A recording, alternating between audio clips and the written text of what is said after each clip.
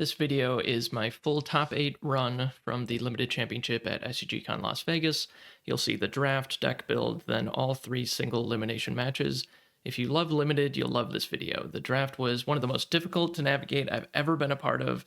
Round 1, my opponent pulls something off I've never seen pulled off in limited. Round 2, I pull something off I've never seen done in limited. Round 3, something really crazy happens, and it's really an interesting conversation that everyone was talking about during the Crossroads event the next day. So I'm so happy I finally get to share it with you all. I made some videos prior to this one showing my sealed games that got me into the top 8, but honestly, I wouldn't recommend going back. This is where things really get good. I've included timestamps if you want to jump around. I encourage you to leave comments as you watch the video. It helps drive engagement, gets this video seen by more people, and I would honestly just love to hear what questions and comments you have about my draft picks and the plays and the crazy thing that happens at the very end. But honestly, if you're ever going to watch one of my videos all the way to the end, you should watch this one all the way to the end. Here's me in the back. So this is the top 8. I'm across from Luke. You can see the game I played against him in part 2. He's the one who tried to play that Cerberus in Chains and kind of made a big misplay. This is Edward, who I played in part 3 of this series. He's the one who I blew out with the Poison Nova. I got a 2-for-1, and then I moved forward with my Spellslinger and stole his Sword and Shield. And then this is Glenn, who I played in part 4 of the series. This is my one loss in the limited championship up until this point. So we played 7 rounds of sealed, and he was my only loss. So Glenn is actually, he might be the only person that is 7-0. I think he's the only 7-0 at this table. So just to set up the draft a little bit. So this is the top 8. These people, I think everyone here is at least 5-2 or better in sealed. I was 6-1. Glenn was 7-0. I'm not sure about everyone else. Like I said in part 1, Sorcerer was legal at this event. I didn't run into any Sorcerers, thankfully, and I don't know if any of these 8 people were actually playing Sorcerer. I think only a couple got opened. Of course, all the people at this table deserve to be here, and they all know about Sorcery Limited, so they are well aware that Sorcerer is a very busted avatar. So when we got together and we sat down at this table, we had a conversation about Sorcerer, and we made a gentleman's agreement that if you open a Sorcerer, it is banned. It's like a blank piece of cardboard, so you just shouldn't draft it. So I'm really thankful to all these people for making that happen. It's really great. I think none of us actually opened a Sorcerer, but it would have been a real feel bad if someone opened a Sorcerer and just like won the limited championship because they have a Sorcerer and they just have like a huge edge on everyone else.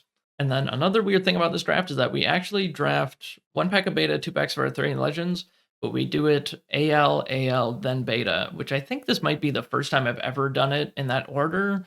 I've thought about that order, and I think the benefit of that order is that if you do open a Sorcerer, then you're opening it in pack 3, and it's like a little bit harder to build around because you really want to have like a low curve and you want to build like kind of a control deck. But the fact that Sorcerer was banned anyway didn't really make a difference. It just means that the whole balance between like water being really bad in beta and then in Arthurian Legends Earth is pretty bad, or it's like really shallow. It's not really bad necessarily. It's kind of like turning that on its head where, yeah, you might want to value the Earth cards a little bit lower because like I'm not really sure what the strategy is, honestly. Like maybe you actually do want to draft Earth a little bit higher than you normally would in Arthurian Legends because it is so good in beta. And then water is like a little bit iffy. It's like the second best element in Arthurian Legends, but it's the worst element in beta. But if you do just get past all of the good water stuff in pack 3, then you're probably still okay. But if like 3 or 4 people are drafting water in the first 2 packs, then the beta pack is not going to get you anything good. So that's just kind of interesting to think about, but I'm going to just jump into the draft now. They took a couple pictures here, and this is the one where they told us to look mean. So this is your tough top 8 at SCG Con Las Vegas Limited Championship. Oh, also the seating is actually not how it is in this picture. I think that me and this guy here switch spots, and then these 2 people in the middle, I think, switch spots. So I'm passing to Glenn, and I'm getting passed to by this fellow here. This is Jay. Jay is passing to me, and I'm passing to Glenn. All right, and here we are at the top 8 draft.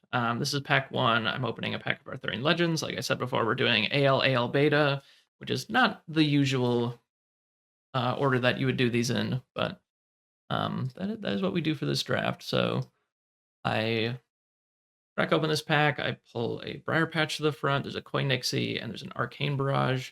It's definitely between Arcane Barrage and Koi Nixie. Like I said, water's very good in Arthurian Legends. It's pretty bad in beta, but honestly, I don't know. I really like the mix of beta and Arthurian Legends. At first, I wasn't a huge fan of it, but it does balance out the elements. Like, it's really nice that water is a totally playable element in this format, and earth is a totally playable element as well, even though they might not be so balanced in like regular draft, but it does kind of make it so that fire is even better than it would normally be. And then air is kind of like the third best element, I think, in both formats. So it's kind of just like a totally fine place to be. I have to say, this is like the world championship to me. Like, I don't care about the Crossroads event that much. This is the event that I'm really stoked to do. So I'm like super, super into this. Like this is the event that I came to Las Vegas to compete in and try to take down. You know, if you don't know, I won the limited championship at Gen Con, so I'm trying to defend my title as one of the really great limited players. So yes, I did take the Koenigsegg. It was pretty close. I think either pick would have been totally reasonable, but I just go for the Koenigsegg. I don't know. I think early it's pretty good. Like there was a Briar Patch in the pack, so maybe I can get that back. And Briar Patch plus Koenigsegg is quite good because you can pull things in or out of the Briar Patch to deal some extra damage. And yeah, I mean it's just a very solid card. Whereas sometimes Arcane Barrage is a bit underwhelming. It's harder to cast, and sometimes it's just like 3 mana to do a magic missiles, and it's really not that impressive in those situations. So here I'm already up against kind of another tough pick. So it's White Knight versus Kettletop Leprechaun, and there's also a Troll Bridge, which is very good with Koenigsegg as well. I think any of those three picks is totally reasonable. I think maybe like Kettletop is maybe the worst, but White Knight, like White Knight's the most powerful card on its own, but it's also in two different elements from the Koenigsegg. But I'm really good at trying to like figure out the packs, trying to read signals, and at the very beginning, you know, there's not that many signals to take. So the first two picks, you kind of just have to take the best card, and hopefully they're in the same element. But in this case, they are not at all in the same elements, so that's a bit tricky. I do go for the White Knight, just staying open. And then here we have a Kettletop Leprechaun. There's a Snowball. There's a Blue Cap Knockers, but Blue Cap Knockers is just worse than Kettletop Leprechaun. And then if there's a chance that I want to play all three elements, then I am going to want a Kettletop. So for instance, right now, I could play all three of these cards, and likely it would mean that I'm water, earth, splash, air for White Knight. So that's definitely a consideration. Like Kettletop is very good at helping you splash because it lets you draw an extra sight, obviously, and it's only single threshold, but you kind of want one of your primary elements to be earth. You don't really want to be splashing for a Kettletop Leprechaun. And then here we have Common Cottagers, we have a Burning Hands. If there's a fourth pick Burning Hands, I'm pretty interested. Like it's pretty hard to pass. It does mean that I've taken all four elements already at this point. The really safe pick, I think, would be Common Cottagers. Shameless Squire is more powerful than that, but if I am kind of considering like maybe already I'm, you know, wanting to stay open to the possibility of playing all three of my first picks, then maybe I do want this Common Cottagers, but I mean, Burning Hands is just too good. Like it's so much more powerful than a Common Cottagers, obviously. So I'm just gonna take that, and I'm continuing to stay open. So here we are. The next pack we have, there's a Babbling Brook, there's a Treetop Hideout. Also, as you can see, I'm putting the cards on the screen so you can see the cards that I've drafted so far. Normally, I'm like doing some draft picks, and then I'm looking at my pile and making sure I remember all the cards and just like reading them and making sure I know them for every pick. At these very high level drafts, they often tell you you can't look at your picks in between packs, or yeah, you can't look at your current picks in between making the picks because I don't know. I think it's just like in advancement in skill level, like it takes a certain amount of skill to like remember all of the cards that you've drafted, and then also they kind of want the draft to move along. Like this is the same day as all of the sealed matches that we played, so I built a sealed deck, I played 7 rounds, I went 6-1, I'm pretty exhausted at this point. I think I've drank, like, a gallon of water and eaten, like, 3,000 calories or something today.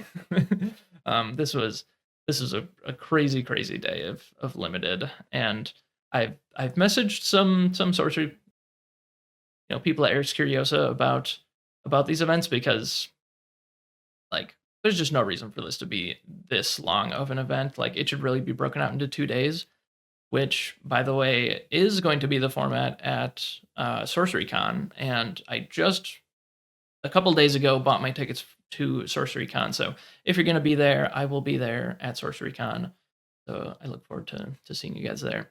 So I took a Fisherman Family, which is like, I think there just wasn't that much good stuff in that pack. I think there might have been like a pond or something, but I kind of want to stay open. And then that last pack had, I think, a Shameless Squire and a pig. And I took the pig, and right now I'm thinking I'm probably going with that original plan of water, earth, probably splash air, or maybe even splash fire instead for burning hands. And then here we have Castle Servants or a bog. I think I just take the Castle Servants.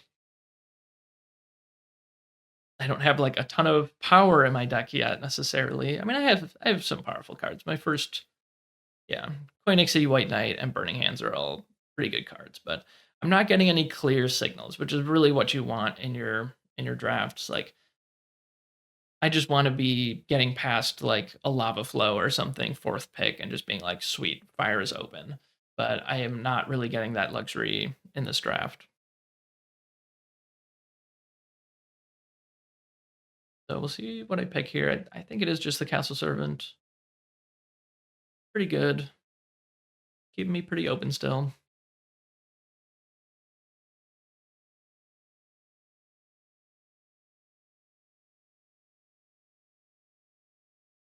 Yeah, difficult draft to navigate so far. Of course, like Castle Servant does go well with the plan of water, earth, splash, air. A colorless card that gives you air threshold, so that's kind of perfect. And then this pack, it's really just the village, right? Like, I don't think there's anything else that's really consideration. Sorry, at some points, the camera angle isn't perfect.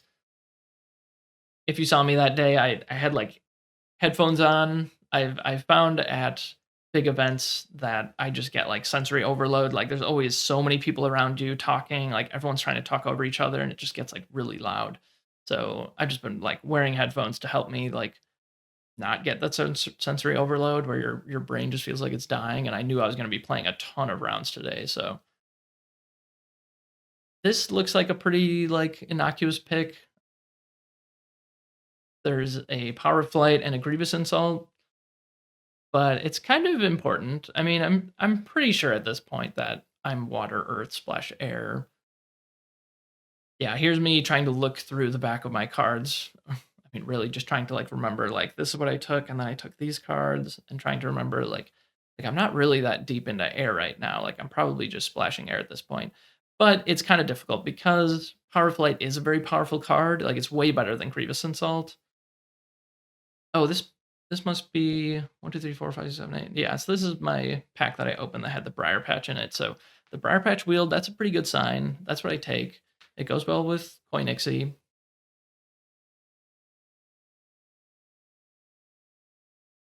And yeah, I think that really wasn't that difficult of a pick. I think I was looking at the spells and wondering, which one of these do I really want? But just going for the site makes a lot of sense. Staying pretty open. And then that pick, I'm not sure what it was, but myself recording the little thing in the corner of the screen earlier, I'm sure we'll get it. That was a tax collector. And then I just took a pond. No targets for pond yet. I guess the Pigs of the Sounder, that is a beast. And then a Castle Servant, that's kind of a gift. Like to see that.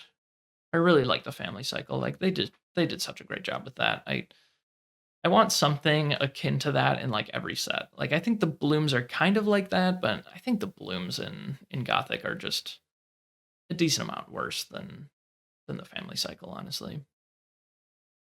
All right, and then that was a Squeakers. And then I'm just going to take a Helpful Hob. There's probably no chance that I play it. And then last pick, we get a Wall of Brambles. Also, no chance that we play that. So yeah, that was pack 1. Yeah, so we have this Burning Hands hanging out. Probably not going to play that, but if we open some like Bomb Fire stuff, then maybe we do just want to splash fire instead of splashing air. Totally a possibility. Maybe we don't splash either. That would be preferable. I really like to just be in 2 elements. And then yeah, you can see me kind of sorting through stuff and pushing the bad stuff to the back of my pile. And if you just look in the bottom left corner indicator of what I was thinking, this is pretty much where I am. I'm pretty sure that Tax Collector doesn't have a chance to make it in either, but technically it's a playable card. When you're at a table with 8 people who really know what they're doing in limited, sometimes you do have to play pretty crappy cards, and Tax Collector is one of those cards that can make the cut sometimes. Like, it is technically a 2-power minion, and it kind of has a Genesis ability. Like it is just barely good enough to technically make your deck sometimes. So have to keep that in mind. I don't feel too bad about pack 1. I do feel like I'm really struggling to find a direction still. I'm feeling a little bit comfortable with water, earth, splash, air, but honestly, like, all I have is Koinixie. So that's pretty tough. So I really could just be like earth, air straight up. I could be earth, water straight up. So looking for some clarity in pack 2. It's kind of terrible because, like, yes, I am trying to be an earth. Like, I've kind of bet some of my best picks. Like, I've got 2 sites and like 3 playable spells on. I bet those picks on earth being good, or like where I want to be. But then, like, my 2 best cards still are Koinixie and White Knight, and then probably the 3rd best card is Burning Hand. So it's like it's like not really in a great spot, honestly. And then this pack really doesn't push me too clearly in any direction. Like, yes, there's a red cap Poweries, but fire was not open in pack 1. Like, I got past that Burning Hands and then like nothing else. Like, there might have been like a Reckless Squire or something, but clearly fire was not open. I don't want to just take a red cap Poweries. Like, it's definitely the best card in this pack, but you just shouldn't do that. Like, you should remember pack 1 and how it went. And like, maybe I get hooked up in pack 2 because the person to my left probably didn't get anything good in fire either.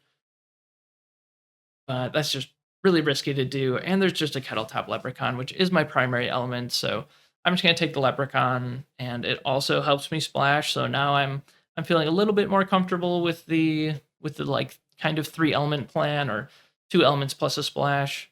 All right, and then there's a Tooth Fairies. There's another Burning Hands. So I guess if I had taken the red cap Poweries, I at least would have gotten one other really good fire card. That could have been a direction I could have went in. There's a Sir Tristan in this pack, which does have fire threshold. I think it's double air, water, fire, I want to say. I could be wrong. But it's not earth. So that's a downer. It's literally the 3 elements that I'm trying to figure out still. So I can't take the Sir Tristan. It's super powerful. Love that card. But there's a Tooth Fairies. Tooth Fairies is very powerful. So now I'm kind of like, okay, maybe I just need to give up this Koinixie, and I need to just do the Earth thing. So this pack had a Sugar Plum Pixie, and it has a Hunting Party.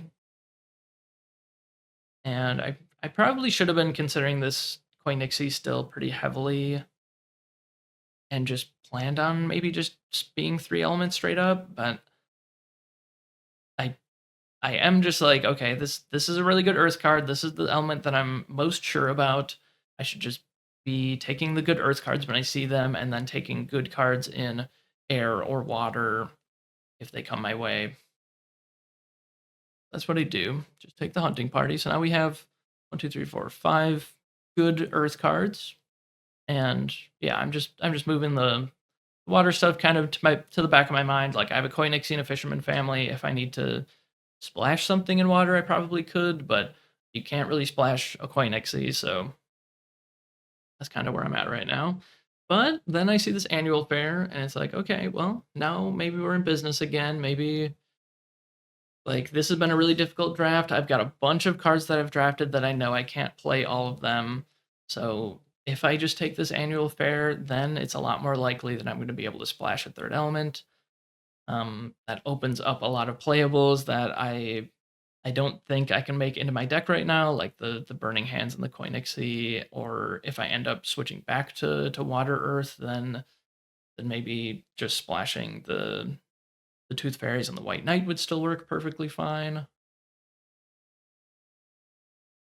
This was such a amazing, interesting draft. I'm so glad that this was my experience at SCG Con Las Vegas. Like it was super. It was nerve wracking. Like I'm just nervous watching this back because there's so many different directions I could have gone in, and I think they're all pretty reasonable. Like if I had sat down at that table today, I would probably draft a deck that looks pretty different. Um, yeah, here, sorry, I'm kind of blocking the camera again, but I'm just like really in thought, like, oh my god, what the hell is going on here? Like, I'm getting pushed in so many different directions, but now I have an annual fair, which makes me feel a little bit better. Probably a lot better, honestly. I was very nervous about this draft. But don't worry, I will move my head out of the way before I actually make draft picks. I think we definitely see the picks that I make every pick.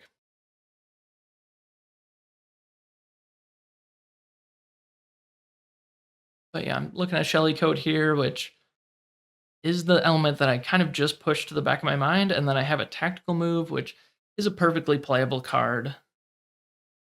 Like I like tactical move a decent amount. Like I was pretty low on it at the beginning, but honestly, like yeah, all of your stuff moves. It's pretty good. And then I just end up taking the Shelly Coat because yeah, maybe at this point I do just need to play all three elements. Like I have this annual fair now. I should just draft three elements and go for like the higher power level stuff. All right, and then this is the draft pick I think I was thinking of. Like this is the Grievous Insult versus Power of Flight. Like it's time to make decisions because like sure these are just 2 mana cantrips and like both of them are good and they're good in different situations. I think Power of Flight is a lot better. Um, but you do kind of need to figure that out. Like Earth is still what I'm thinking is like my primary element, but then I do have a water card that's double threshold, so maybe I am back in like water, earth, splash, air at this point.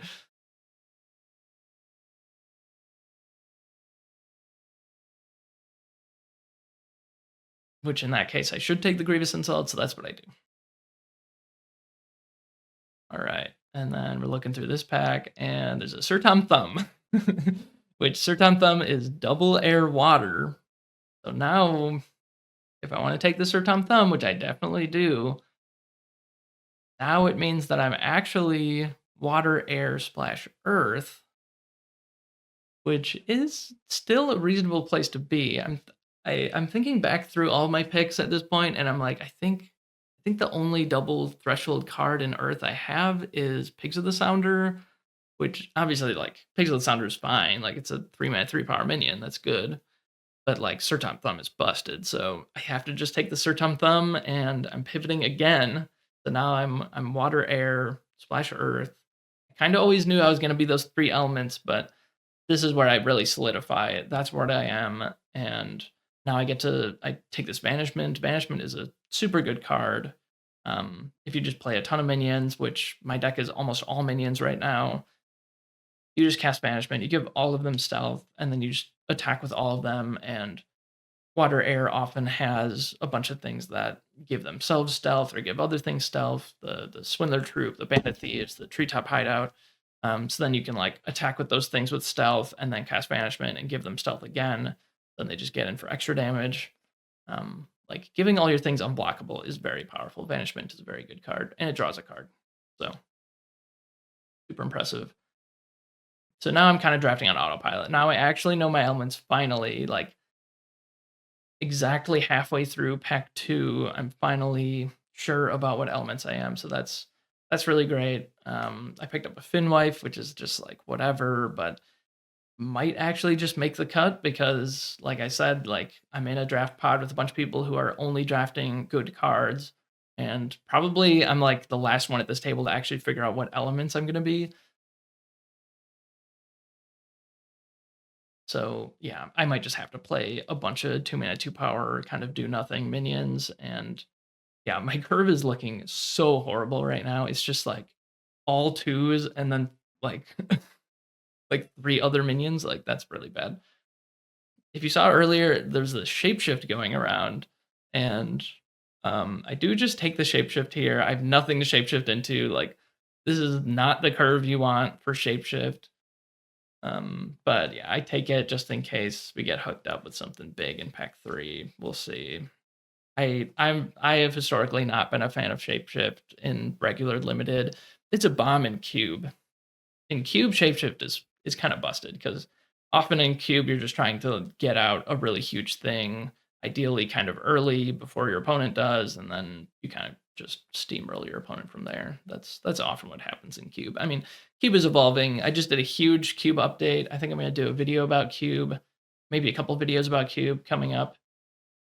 So if you're interested in that format, you should check those videos out when they come out. I have some cube draft videos. But yeah, the cube is totally evolving because there was like almost 200 cards, like almost half of the cards in Gothic are now in my cube. And then I took out like 90 cards from beta and Arthurian Legends because they were just kind of crappy cards, and now the curve is like a decent amount lower. It's like a quarter of a mana lower on average per minion or something like that. So step in the right direction. But yeah, here's me reviewing my picks. So yeah, the cards in the top left are all the cards that I'm like pretty sure are gonna make my deck. Like hopefully Finwife doesn't make my deck, but maybe it does. And then yeah, I'm really like yeah, I'm finally, in between packs when you've switched elements and then you get to look at your pack and you're like, oh my god, where am I right now? And it doesn't look that bad. Like I have to cut the Pigs of the Sounder. That's the only card I had to cut out of Earth. And then now I'm kind of splashing for 2 Kettletop Leprechauns, which I mentioned earlier is not really what you want to do. Like you want to be primary Earth and then splashing other things, and Kettletop Leprechaun helps you to do that. But it's perfectly okay, I guess, to still splash for Kettletop Leprechauns if you need to. Like it's still a powerful card. It's just ideally you're actually playing Earth as a primary element. And then we have a Hunting Party and a White Knight. I think those are the only 4 Earth cards, which normally I like to splash like 2 Earth cards, maybe 3 if you're pushing it. But here we have 4, which could be worse. And then we have an Annual Fair to help us splash, and then we have a Village and a Briar Patch, which interestingly, you might not want to play 2 Earth Sites and an Annual Fair when you're splashing. Like normally when I'm splashing, if you don't have any fixing like an Annual Fair, you would just put like 2 Earth Sites in your deck, and then everything else is going to be dedicated to your 2 primary elements. So in this case, it's like, okay, I have a Briar Patch, I have a Common Village. Those are kind of fighting against each other, and maybe only one of them actually makes the cut. So yeah, just to recap, we have 3 families. We have Sir Tom Thumb, pretty busted, and then Tooth Fairies. Then we got 2 Kettletop Leprechauns, a Finwife, a Shellycoat, a Coinixie, Hunting Party, a White Knight, a Grievous Insult, a Vanishment, a Shapeshift, and then Annual Fair, Briar Patch, Common Village, which again, probably only one of those actually makes the deck, and then there's a Pond and a Babbling Brook. So I think Pond, now that we cut the Pigs of the Sounder, I think Pond has 0 targets now. Finwife is a merfolk, or what is it? I think it's a merfolk. I don't know. It's not a beast. I think we have 0 beasts now. That's always good. And then we do have this Burning Hands, which is chilling over there. Anyway, this is pack 3. We open Taurus Hammer Trinket, one of the best cards that you can open in beta. Especially especially pack one, pick one because it's just like the freest pick ever. Like it's super powerful. It doesn't have an element attached to it, so you can just always play it. Um, your opponent just has to play around all of your things having +1 power for the rest of the game because they know you have a Tor's Hammer trinket in hand. So super powerful card there. Obviously, I'm taking that, and then there's a Polymorph, probably not coming back. There's a Cloud Spirit, a Porcupine Pufferfish. I don't know. We'll see what we get back. And then, ooh, we get past a Nightmare. 7 mana, 6 power.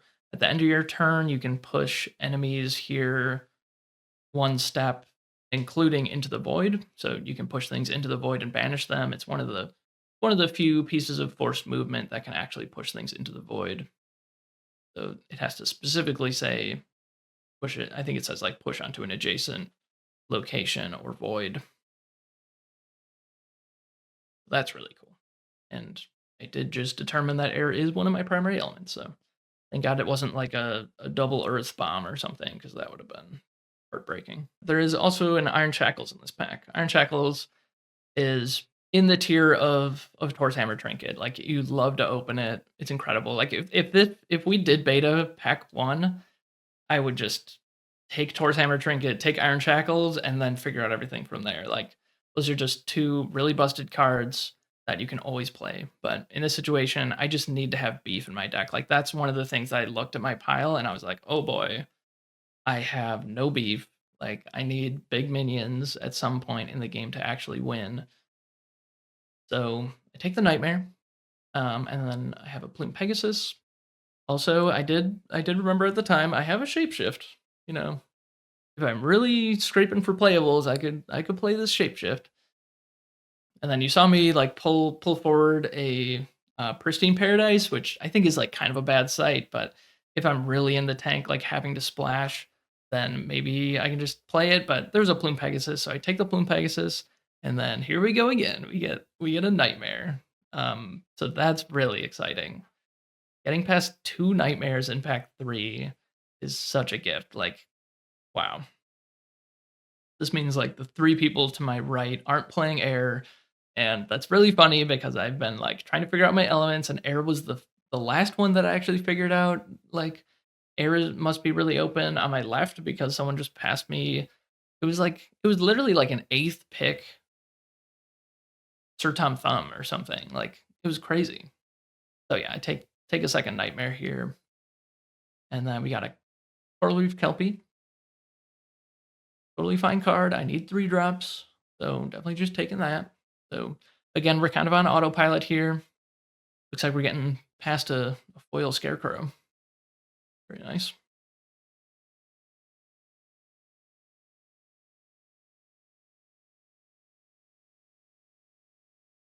And then there's an Ice Lance, and there's a Sedge Crab. This is an interesting pick, because I'm pretty sure I take the Sedge Crab, but honestly, I think I maybe should have just taken the Ice Lance. I have no way to deal the death blow right now, and it's like getting down to the last 10 picks or whatever. Yeah, the only way I have to deal the death blow is Burning Hands, which isn't in any of my elements, but I do have an Annual Fair, so I don't know. Maybe I could do that. We'll see. But Sedge Grab is just kind of a good minion, but I also, like, I have a bunch of 2-mana minions, so I probably just don't need this 1-drop very much. This might have been the one pick that I, like, totally don't agree with now that I'm watching it back. I should have just taken the Ice Lance.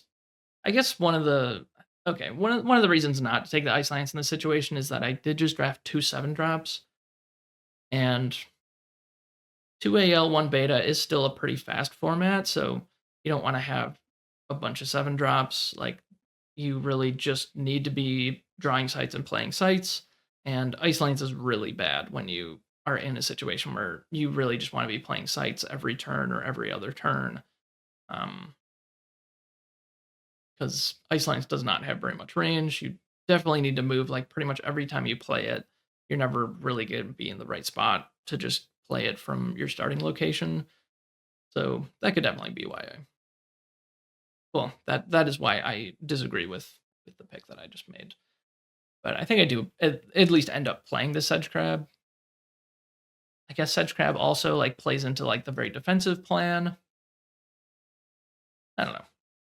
It probably was wrong, but I can understand the reasoning, like wanting to be able to play sites. And then also if you're splashing, you also don't want to be moving because that's another reason that you probably need to just be drawing sites and playing sites because you might be digging for your threshold. So yeah, maybe it was reasonable to just take the Sedge Crab, but I'm pretty worried about dealing Death Blow at this point. All right, and then there's a Midnight Rogue here. Nothing too exciting there. I think I will speed up the rest of this draft. There's only a few minutes left. Um, yeah, take the Midnight Rogue. I actually was eyeing up that Waypoint Portal because that is a way to deal the Death Blow technically. Like,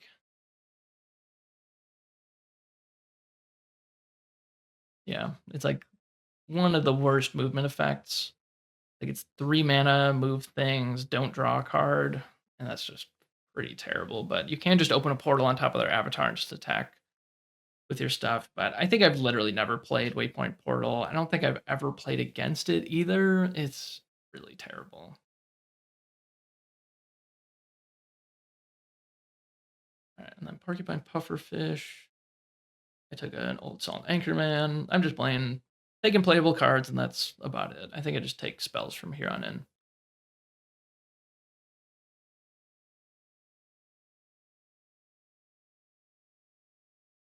There is a common sense here. I am considering taking this common sense, but I know I'm already splashing like 4 Earth cards, and that's so sketchy. So you take a Men of Lang, which I don't think makes the cut either. So maybe I should just take in the common sense, honestly. Yeah, that. All right, that's pick number 2 that I disagree with. I should have just taken the common sense.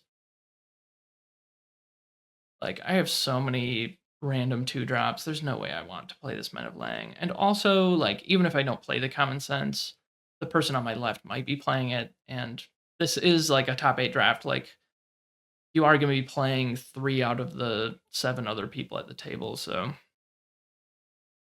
you want to you don't want to hate draft, but you don't want to just pass them good cards when you're not taking a playable card for your own deck. All right, and then I'm just like looking at my picks like, "Oh my god, what did I do?" Like, is this going to be a playable deck? I really don't know. I think I figured out my elements soon enough to have playables, but let's see. There's going to be some junk in my deck, but all right, after this I'm going to show you what I actually end up building and some of the thought process that I went into. All right, so let's take a look at what I ended up cobbling together for this draft. I'm just going to run through it, show the good things, the bad things, and then we'll get into some gameplay. One like good/bad thing is that I've got a ton of 2 drops, which is good because this is a really aggressive format.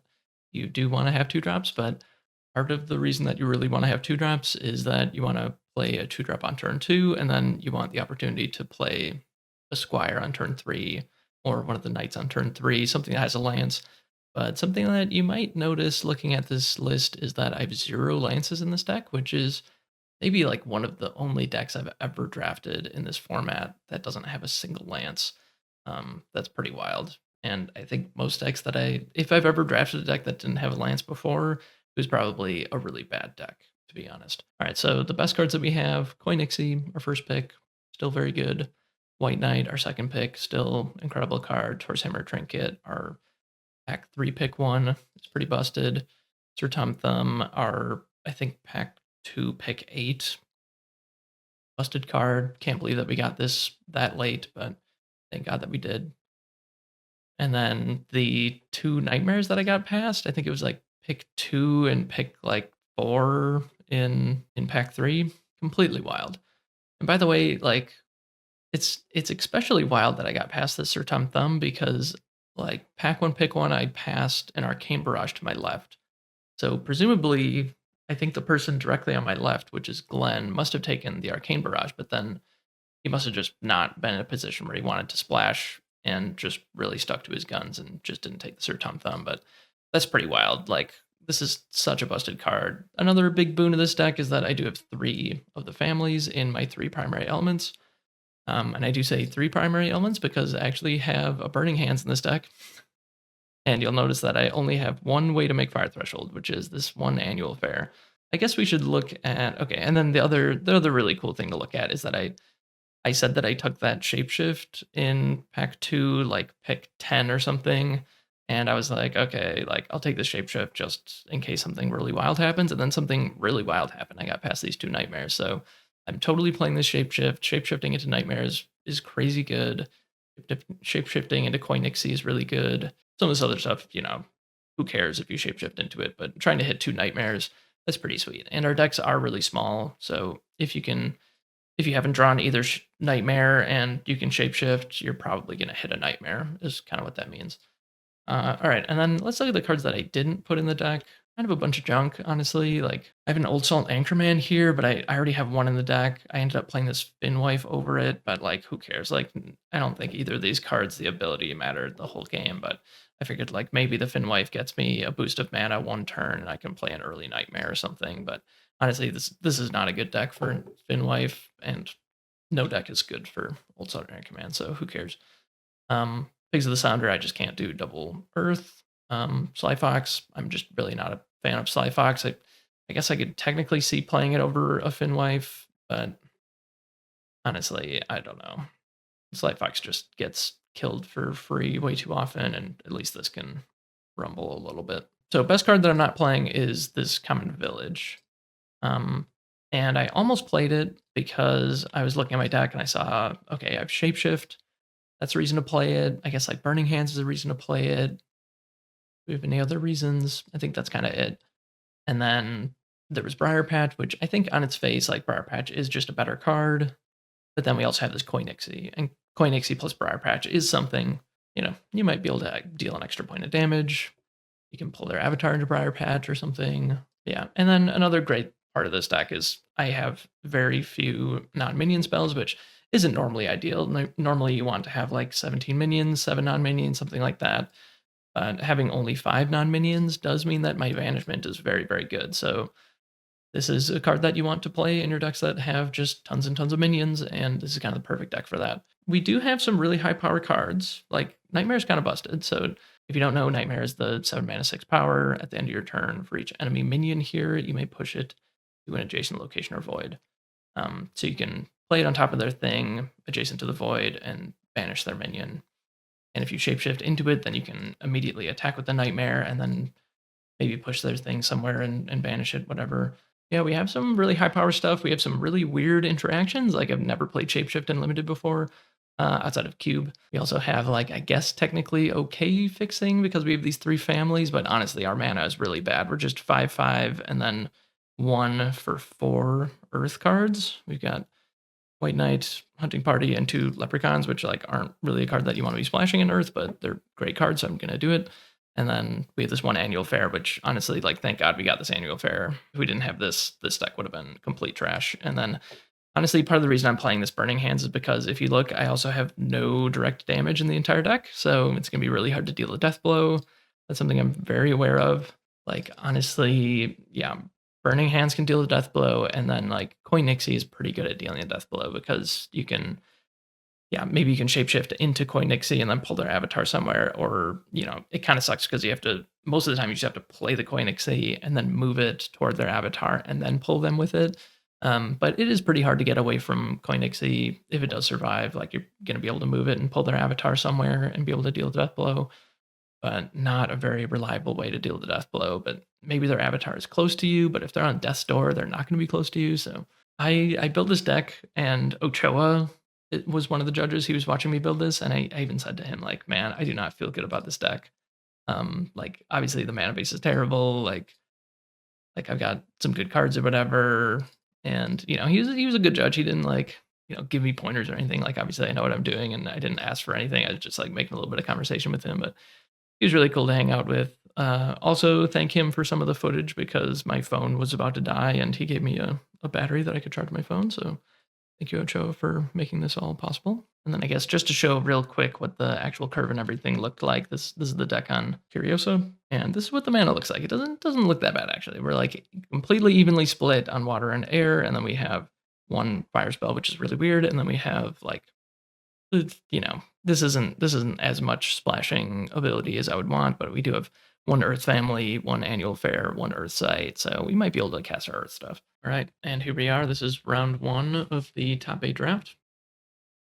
So first chance to test out this deck. So yeah, this is a weird hand. So I have 2 of my 4 Earth cards in hand, and then I have my only Earth Site, but then I also have Annual Fair.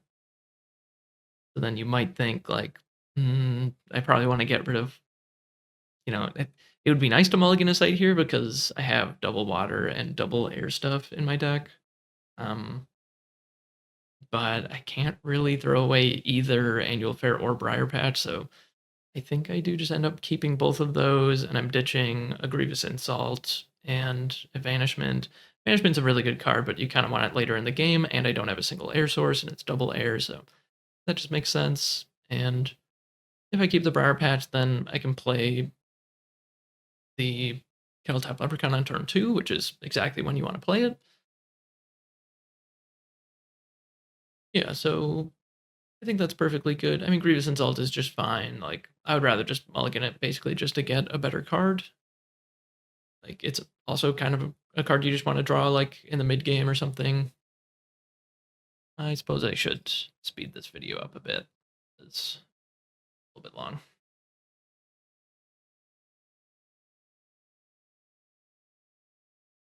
All right, we get Shellycoat and another Earth card, which very lucky we didn't get rid of an Earth source. And then I scry my Atlas, of course, which is really what I want to be doing. Honestly, I don't know if I'm on the draw this game. I'm kind of curious to see if I'm on the play or the draw in other games. And yes, I didn't mention it yet, but my opponent is on Elementalist. So pack 3, pick 1. He must have opened an Elementalist, and that's another reason that it's actually very lucky for me that we didn't do beta first, because if he was on pack 1, pick 1 Elementalist, that is a way to like easily 3-0 a draft, because you just have reign over absolutely everything. Also to note, like if I had opened that Elementalist, that would have been pretty sweet because my mana is terrible. So turn 1 Annual Fair, not exactly the site you want to play on turn 1, but I do have 2 other sites that are kind of just better to play on turn 2 or 3. So Briar Patch on turn 2 is pretty nice. Nice defensive site to put in their face. Also, Tintagel, what is going on over here? So, what was it? Pack 1, pick 1, Tintagel. Pack 3, pick 1, Elementalist. Like, what's going on here?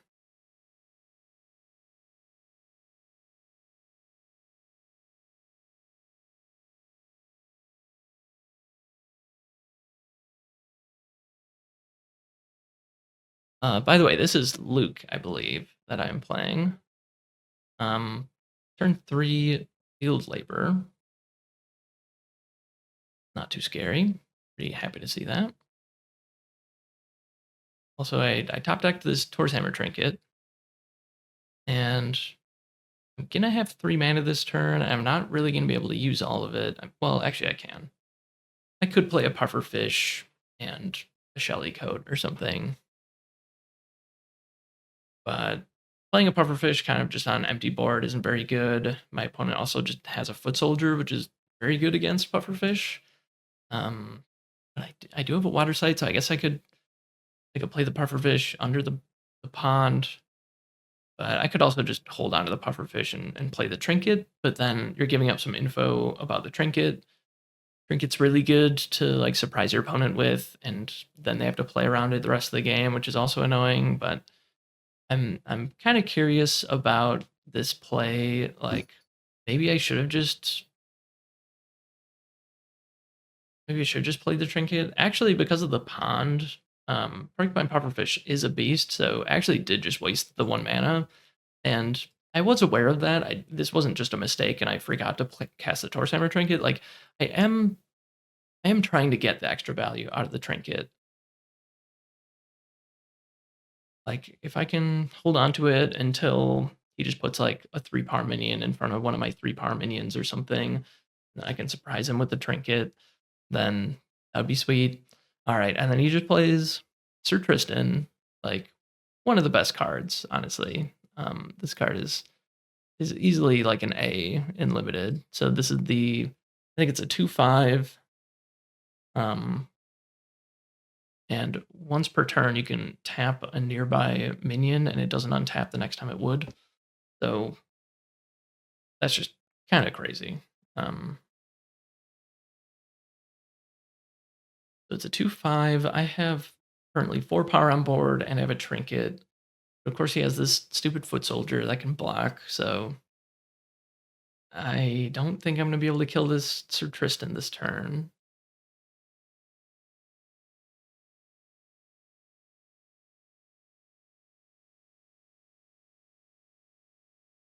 Kind of unfortunate for this White Knight. I did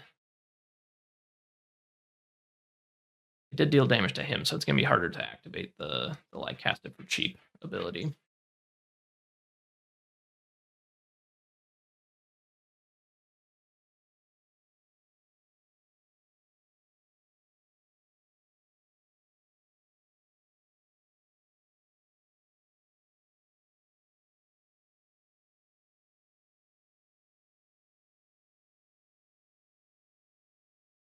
Just trying to dig her way through the door.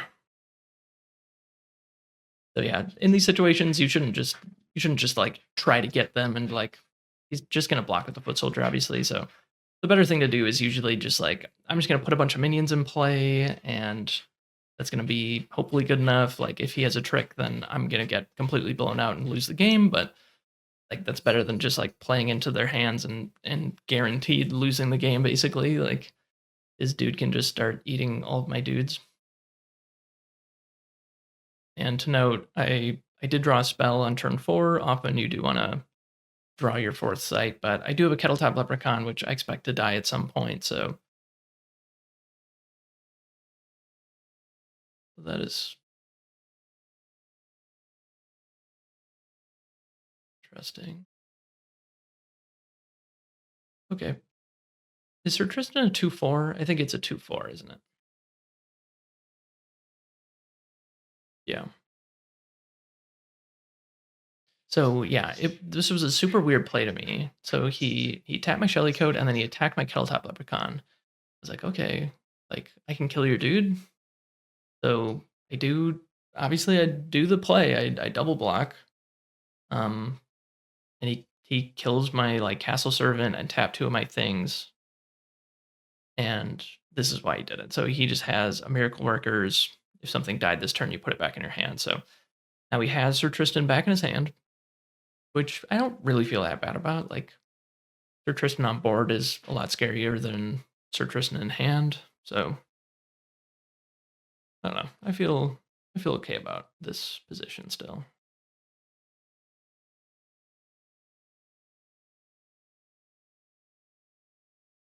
Draw another spell. I draw my 1 fire spell. I got Burning Hands. And it was like really annoying actually because Castle Servant was immortal, and now Hilltop Leprechaun and Jellycoat, I think they're both fairies. So I actually don't have a good way to deploy this Burning Hands once I get up to 5 mana. I need to wait. Burning Hands is 3 mana. It costs 4 mana because of the annual fair. So I could technically cast it this turn, and it would be great this turn because I could kill some stuff. But unfortunately, I just can't do that. But I do have an Ultimate Ranking Man. I have 3 mortals in hand, so presumably I'll be able to get some value out of this Burning Hands before too long. And then I also have to keep in mind he does have Sir Tristan in hand, so it's probably good that I'm not casting Burning Hands this turn. Also, I think he cast Sir Tristan off of Field Laborers too, right? So he had an early Sir Tristan? That's crazy.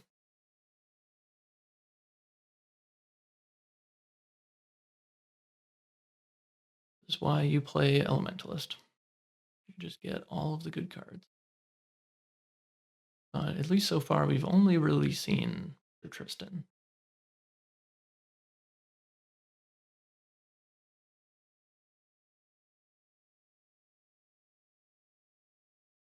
Yeah, I think it is pretty tempting to put a hammer on pufferfish and attack vipers or something, but I guess the pit viper still just trades for it, so. I put a hunting party here. At least this way, if he does just attack my pufferfish, I can kill it with ranged with my hunting party. But he does just have Sir Tristan in hand, which is super annoying to play around. So you kind of just have to play a bunch of bodies, and he can only tap so many of them. Sir Tristan's super annoying.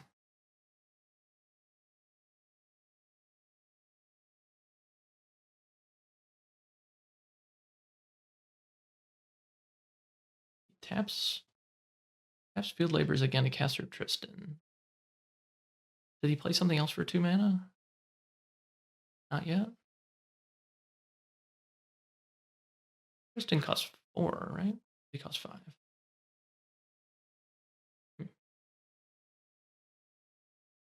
Yeah, he might actually cost 5. That sounds right, because it looks like a really bad minion on rate, like 5 mana for a 2/4. Pretty bad, but that ability is pretty killer.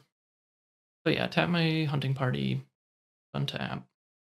Also, I think I just kind of misplayed. Like, I should have just submerged the pufferfish at some point. Like, there's no reason to just leave it in front of a 1 power minion.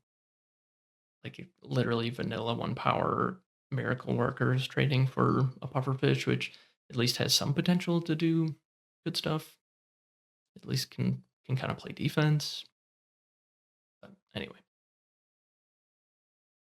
All right, and then here is the turn that you have to figure out what is the most efficient way, the cleanest way to deal with the Sir Tristan right now. So right now I have 4 power surrounding the Sir Tristan, and then I have a Burning Hands in hand. I have a Trinket in hand. What is the best way to do this?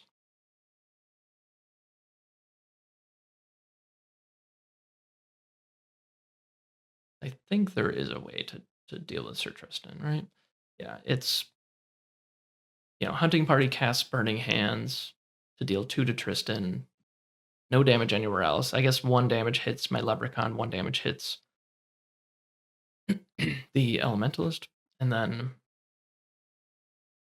I can just have Jellycoat attack.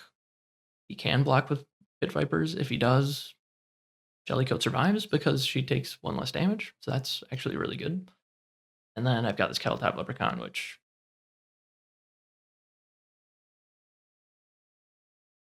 here I'm going in the tank because I'm realizing like, ooh, actually can just deal with this Sir Tristan this turn. Just what is the most efficient way to do this? So one big question is like, do I use the Leprechaun to attack first? Like attack the field laborers or something?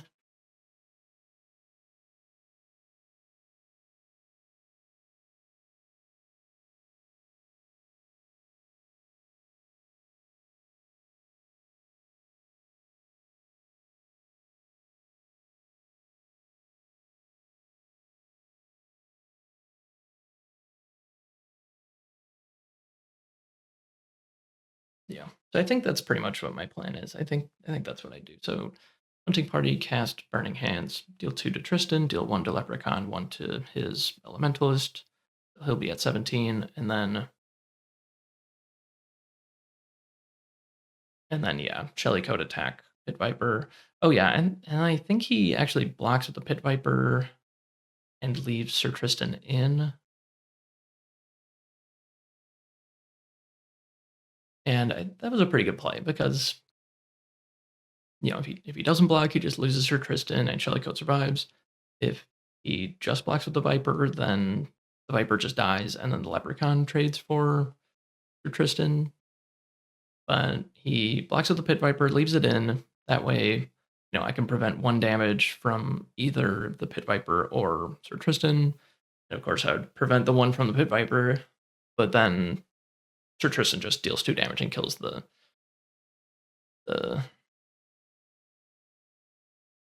Shelly Coat. So I think I just didn't think of this.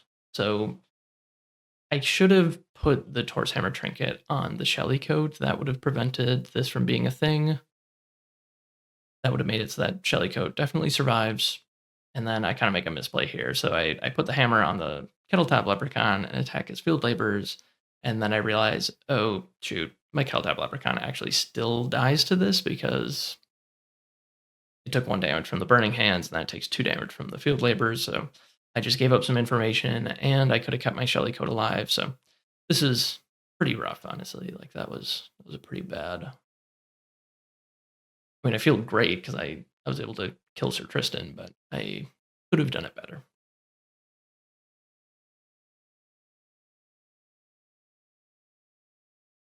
I just did not think of the double block with Viper line she correctly took.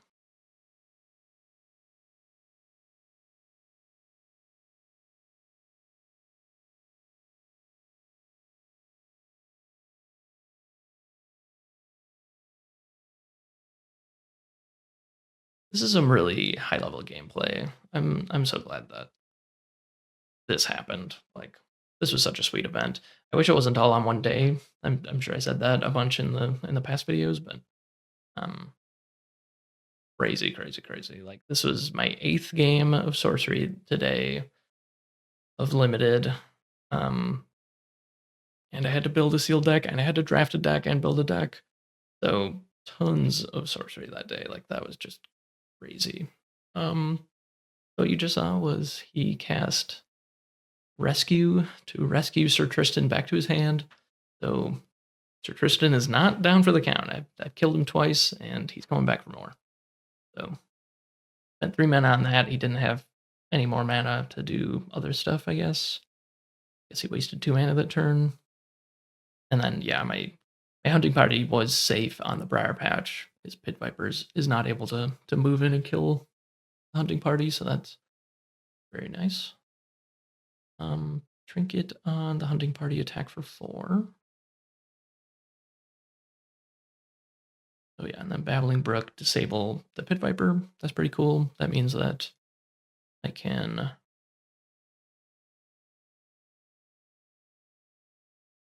Yeah, that means that next turn, if he doesn't play something, then I can just shoot the Pit Viper, and that's pretty nice. And then if something does go wrong, I guess I could block with the White Knight, but I don't think you want to do that either. But yeah, set up for success, except for the fact that he has a Sir Tristan, which means that, your plans aren't always going to work. You want them to. And like I said, you kind of just have to play a bunch of dudes like White Knight and Hunting Party are both really good targets for your Sir Tristan, so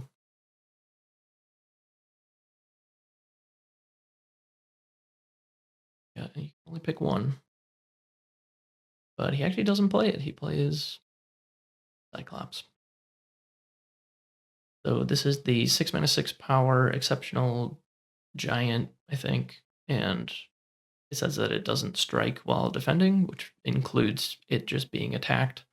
So if I were to like kill this Pit Viper, for instance, I would just attack with Hunting Party, attack with White Knight, and neither of my minions would die. Only his Cyclops would die. So he's kind of putting a lot of hope that this Pit Vipers is going to be able to protect. And fortunate for him, unfortunate for me, I don't have a way to deal with this Pit Vipers. So it is no longer disabled from the Babbling Brook. I just got a bunch of 2-drops in hand, bunch of mediocre 2 mana 2 power minions, and a Tor's Hammer Trinket. So not really sure what to do with that. I think I do have 6 mana, so I believe what I do here is just play. I just play 3 2-power minions, And then I think the play here is to just leave Spellslinger untapped, maybe? Just in case something goes really wrong, and something really could go really wrong because he has Sir Tristan, and just like I tap your thing and then I attack with huge Cyclops. Pretty good. So I think I don't put these down quite in the right place though, if I remember right. Oh, okay. I did actually tap for a site. Oh yeah, because I do have a 7-drop in my deck. And I realize like I do have enough blockers that I probably don't need to block with Spellslinger. And like it looks pretty unlikely that he would attack forward with the Cyclops. Like if he was gonna attack, he'd probably just be attacking the hunting party anyway. And this game is already going pretty long, so at some point I'll see the Nightmare and it'll be good.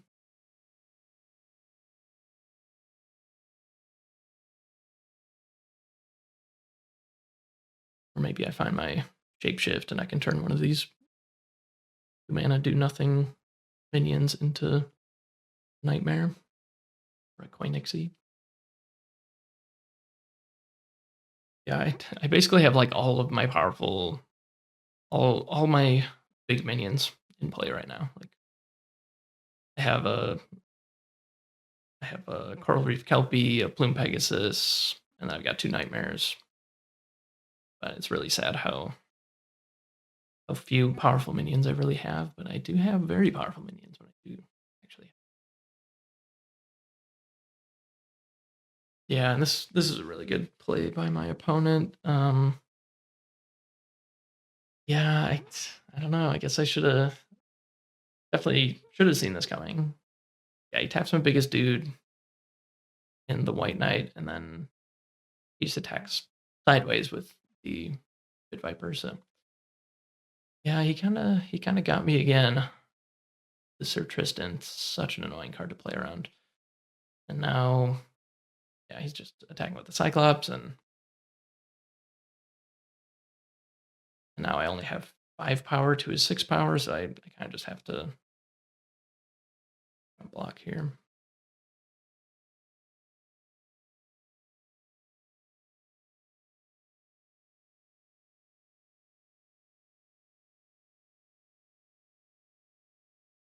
White Knight's going to stay tapped. But the good news is his Sir Tristan isn't really protected.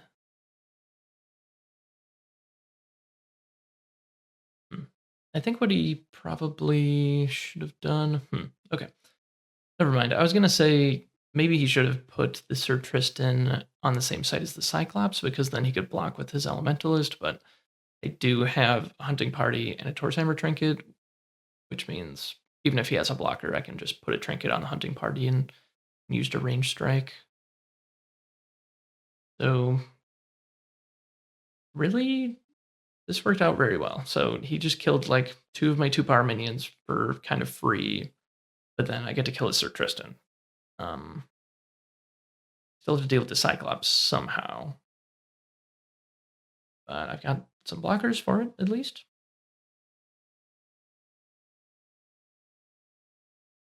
Okay, and then here I do leave the Spellslinger untapped. I got my 7th sight, so if I do draw a Nightmare, I can play it. But this is the point where now I have some freedom with my Spellslinger. I can make some different decisions, like attacking the White Knight is a pretty juicy target. I mean, it's not that juicy of a target, I guess, because he would probably just end up trading it for the White Knight because I can like double block with the Bolt on Anchorman.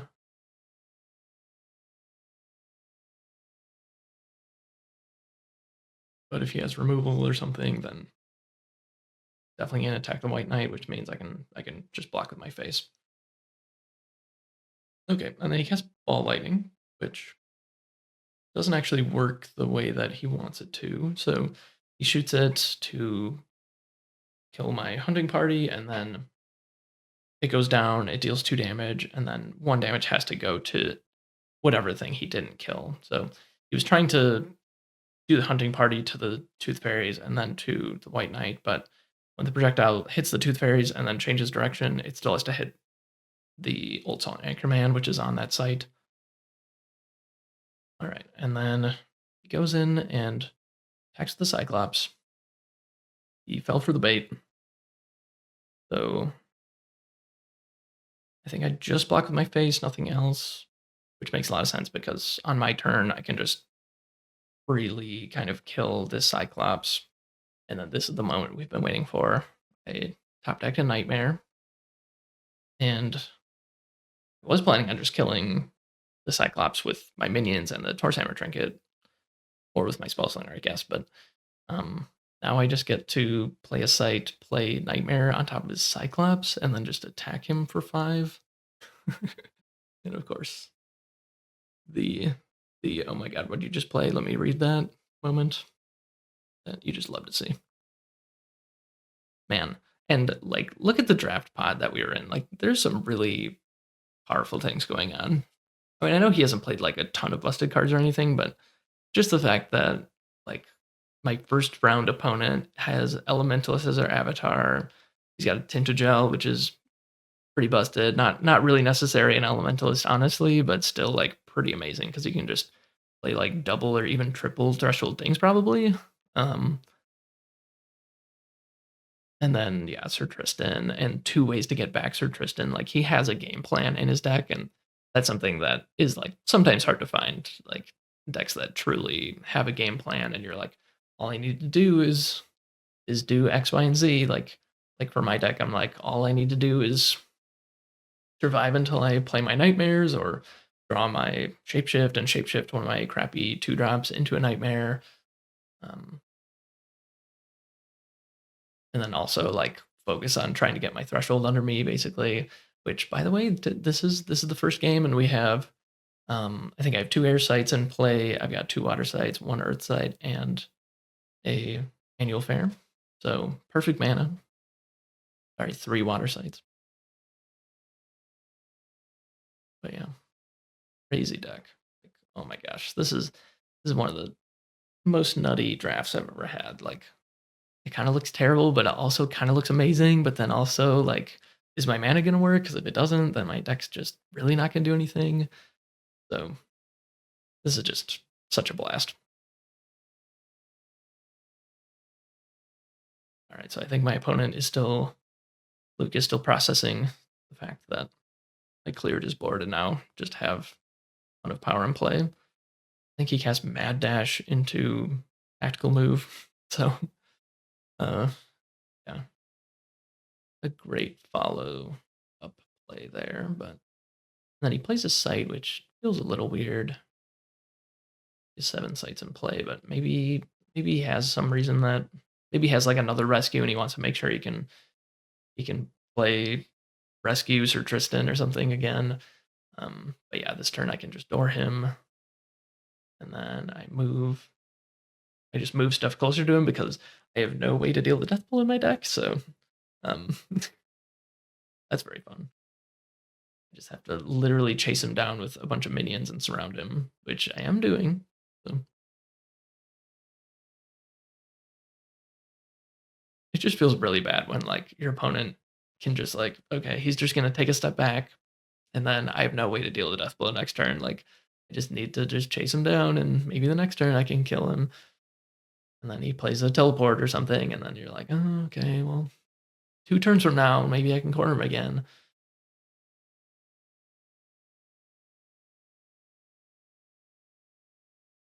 Yeah, literally, I'm looking at my deck, and there's the only card that can deal with Death Blow this turn is Shapeshift. Shapeshift into specifically Coin Nixie.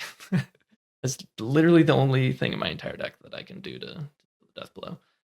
So he just plays 2 minions. I'm not sure why he puts them there, but it doesn't really matter, I guess. Oop, I drew the Shapeshift.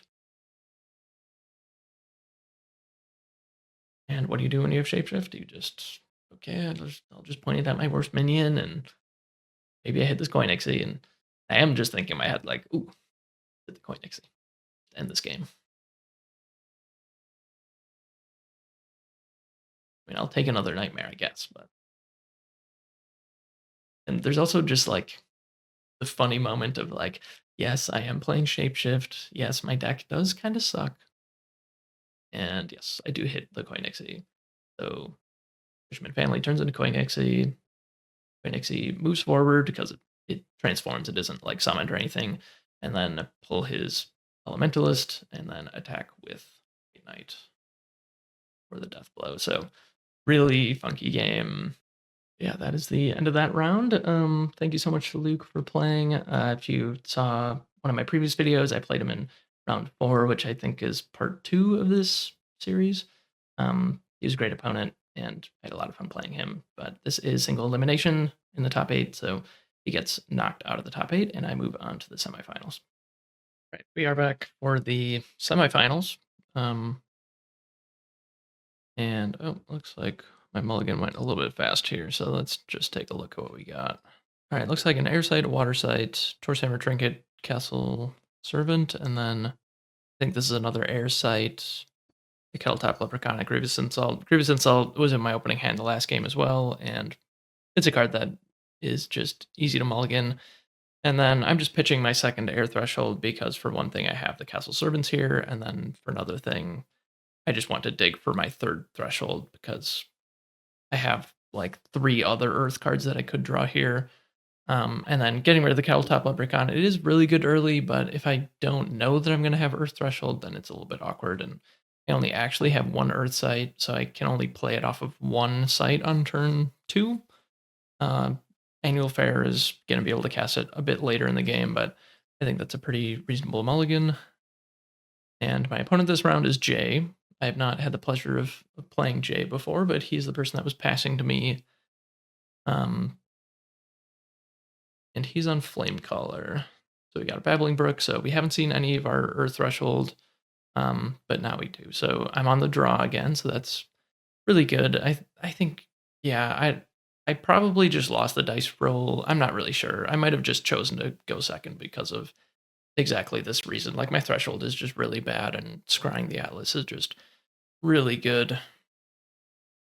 So my hand is a little bit awkward right now, but it seems okay. My opponent is on. Jay is playing Flamecaller, which, and this lighting is really bad. Sorry about that. Yeah, Jay is on Flamecaller. It is an avatar I really don't like. Like I basically just won't play Flamecaller unless I somehow end up like Mono Fire or something. Like it's just like pretty hard to get more than 1 card of value out of the Flamecaller, and you have to build your deck in a pretty specific way, and I don't know. It's just not really worth it, I think. But the one time that you can play it is when you are fire air and you have some free movement effects, like maybe has blink or a fine courser or something like that, where he can actually just move his avatar around and be able to actually shoot and kill things.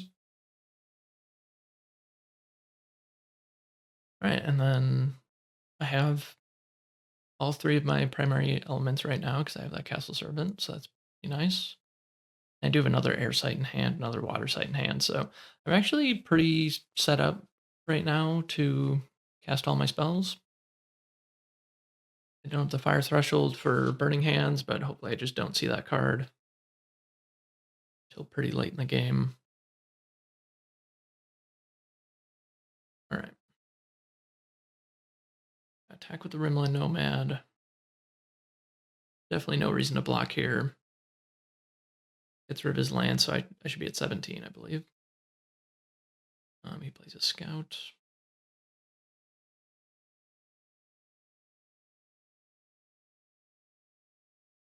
And then I drew the Burning Hand, so kind of bad. Been quite a while since this game, so definitely things that I don't recall exactly how this goes. Yeah, Trinket. Oh yeah, this is actually really interesting. So Trinket attack, if he blocks and leaves it in, then the Saracen Scout took 1 damage from Briar Patch, and then it took 1 damage from the Servant, and then 2 damage goes to the the Rimline Nomad, so I would actually just trade for both of his minions. And then yeah, just play a pufferfish, which can block all of my sites.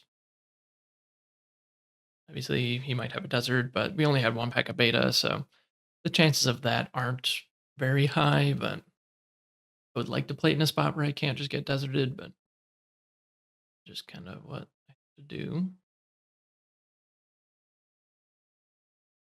Um, but yeah, I think this was a misplay. I just didn't think about the flame color ability. Um, and yeah, he did have one fire pip in the yard, so that was kind of just bad. But it does mean that he's not playing a site at least, so it's not always just like completely free value when you get to kill something with the flame collar.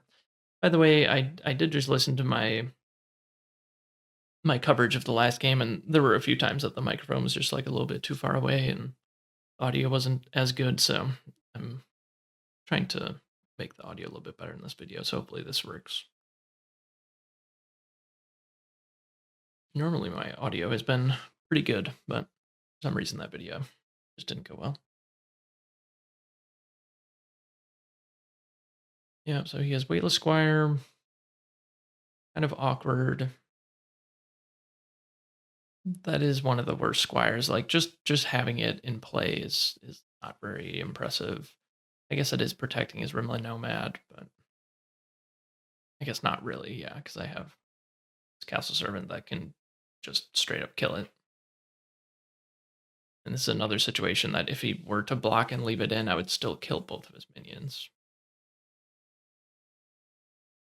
And play a Sedge Grab. And it looks like I just drew another site, which makes sense because I have this one threshold that's like a little bit sketchy. Like if the Castle Servant dies, then I think I don't have the threshold to cast my Banishment if I needed to, or any other double air card that I top deck. I guess the only other double air cards are Sir Tom Thumb, which is very important, and then the 2 Nightmares. And I can also dig for my fire threshold, so I can cast this Burning Hands at some point. And he's also staying on 3 mana this turn. Top deck a Nightmare, which is not exactly what you want. You only have 3 sites in play, but I think this all looks pretty okay. Oh, another thing I'm trying to set up right now is I have Babbling Brook and I have Hunting Party in hand. So if there's a way for me to, for instance, this turn, I could play the Babbling Brook on site 7 and then disable his 2 minions, play the Hunting Party on top of that, and then his minions can't move away, and then I can just kind of get a free ranged kill. But just killing a Weightless Squire doesn't feel like enough value right now, so I actually just continue drawing sites. Um, I think I guess I didn't cast any spells that turn, and yeah, there just wasn't really anything that I wanted to cast. I guess maybe that was a mistake. Maybe I should have just not been so greedy and just played the Babbling Brook, gotten my free kill. But I'm just facing absolutely no pressure right now. Like if he just plays 3 power minion somewhere, then I just get to kind of kill it for free, and that's pretty insane value. Um, and yeah, we can't see his cemetery in this video, but I think he does have one other threshold in there. Okay, he just moved and didn't attack, it looks like. The Weightless Squire. He didn't lose the lance, and I did not take damage. And this was actually really annoying. I'm like, ooh, he did the thing. He played a 3-power minion, and now I'm like, oh well. Now because his Weightless Squire is there, I actually can't get the free kill because I mean, I would still get a free kill, like the range strike would just hit the weightless squire, but I'm so like bummed that this is what happened. Like there's no way that Jay is like playing around that or anything. I think he just got really lucky that like that's where his thing landed and it kind of messes up my plan. But at least I have like Tooth Fairies. I have the trinket I can play this turn. I think it is time to start playing some sites. 4 mana in play. I'm playing this game very defensive because, the longer the game goes, the more likely I am to get my mana for Nightmare and for Burning Hands. And those are both cards that can get 2-for-1s and put me in a good position going forward. Yeah, I think this Tooth Fairy maybe isn't the best positioning. Oh yeah, so I think he has a Rinland Nomad in his yard, and I think that's it. So I think he has 1 Fire Pip in his cemetery right now. He's also drawing a site. Okay, yeah, and then this is just like worst case scenario.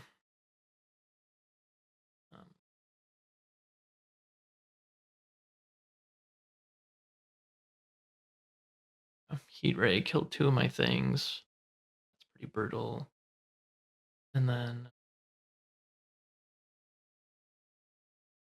attack me down to 9. Right? Took 2 from Weightless Squire. I take 4 from the Knight. I'm at 9. So he's putting the pressure on. Although, like when you look at the field, like it doesn't look like he's putting that much pressure on. And kind of once again, I just get like a free kill with my Torch Hammer Trinket, which honestly, like it could literally just be that Jay like forgot that I had a Torch Hammer Trinket. Otherwise, he wouldn't have done this play. And I don't blame him at all because this is game 9 of the day. And he must have been really focused throughout the day because he has a really good record. I mean, he had to be at least 5-2, which means that he's in the semifinal now. So now he's at least 6-2, if not 7-1 today. So takes a lot of brain power to try to actually get this far in one event. So, like for instance, um I think he might just have 3 fire pips in his yard right now, and I just put a 3-power minion in line of sight of his flame caller. I think. What did he play? Because I think that's true. I think he just untaps and he just flame colors my Coral Reef Kelpie, but it's the Knight, it's the Rimland Nomad, and then he played a Saracen Scout, but he already used that one. I don't know. Was there something else that he played? Anyway, we'll see if that's what he does. Maybe it's like next turn that. Hmm.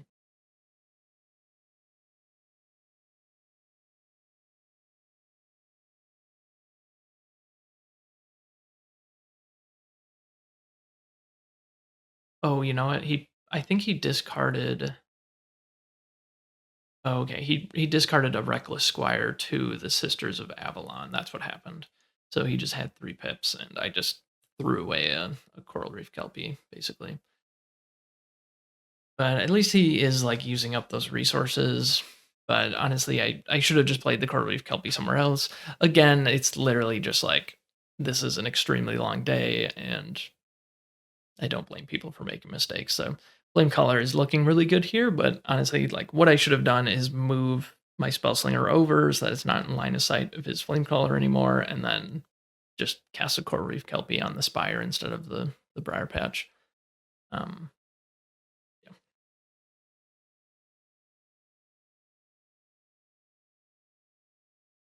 Yeah, I will be curious to see if he has any like blink effects or anything. I guess Beast of Burden is technically kind of good with Flame Color, but since I gave him the free value of just like killing my thing, then I guess this is just how it went. And he didn't have to use the Beast of Burden. And I finally get to do the cool trick that I wanted to do this whole time, which is play Babbling Brook, disable the Sisters of Avalon, but most importantly, disable the Scarab. And then I play my hunting party, and that means that next turn I can most likely just tap my hunting party to kill his Scarab.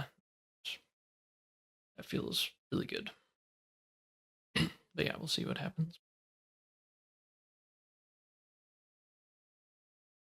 Yeah, it feels like the board is pretty at parity here, and I'm about to kind of freely kill one of his probably like the best menu that he has in play. But yes, he does have an answer to my dude. Just cast Minor Explosion, very good. And I don't remember what he does here, but he should just use the Scarab to attack the Sedge Crab. And that would just kill both of my minions, right? Yeah, he actually just passes here. Why did he do that? Oh, right, because the Scarab is disabled right now. Pretty lucky. I still don't have Fire Threshold. I can't cast this Burning Hands. I do have Banishment. I think is what I need to cast this turn, because that does protect my things from dying to the Scarab. I also need to keep in mind, like, I can't give my things stealth and then move them into the Briar Patch, because then the Scarab can't just move into the Briar Patch um, and kill itself and then kill whatever's in the Briar Patch. But yeah, I do attack with the Trinketed Shelly Coat, and he takes it. And actually, yeah, that is the correct move, because if the Scarab were to block, the Shelly Coat prevents the 1 damage, and then a separate trigger happens, dealing 3 damage, and she has 3 power, and she would prevent 1 of the damage, so she actually would. She would actually survive. That's what he did. And then I think this Kettletop Leprechaun might actually just be a bait. Like, if you want to kill my Kettletop Leprechaun and lose your Scarab to it, and then I draw a sight, like, I'm up on that exchange. So that's pretty nice. And I still don't have my Fire Threshold, so still trying to draw into that. But yeah, I have Koinixie also, which is really nice to have Koinixie with a Briar Patch in the middle of the board. So, and there's 3 1-power minions in play on my opponent's side. So if anything is ever adjacent to this Briar Patch, they are getting pulled into it with my Koinixie. But if he plays anything big, I also just have a Nightmare. I can just kill his thing if it's by the Void. Or I guess push it into the Briar Patch is also an option. This game is so sweet. Like, yeah, he was very much on the front foot, dealt a ton of damage. I'm down to 7. He's still pinging in for damage too. Okay, and then yeah, he attacks with the that was a pretty good play. He attacks with the whatever it was, Beast of Burden. And like, yes, I could block with the Sedge Crab, but then the Scarab can do what I was talking about and just come into the Briar Patch and kill both of them anyway. So that would just kind of suck. So yeah, he just moves the Scarab around. And I think he is attacking the site. And it's up to me whether or not I want to block with the Sedge Crab. And I think I actually do block with the crab.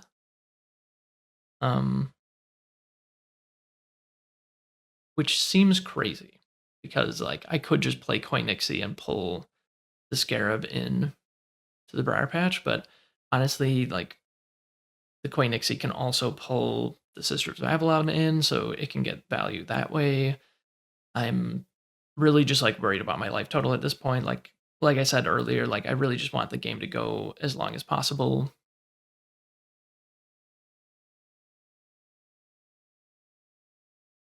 So just preventing that 1 damage and just trading my crab for it. Like the crab wasn't going to do anything for the rest of this game. Like it's kind of just chilling at this point. Like he's gonna be able to attack around it. Like it's way on one side of my board, so he can just play the lumbering giant on the other side, and it's just never gonna be relevant again. So I'd rather just trade that resource for his resource and feel okay about it. Like I am just trading a 1 power minion or a 1 mana minion for his 2 power minion, 2 mana minion. Um, it's a totally fine exchange, even if it did look pretty weird. All right.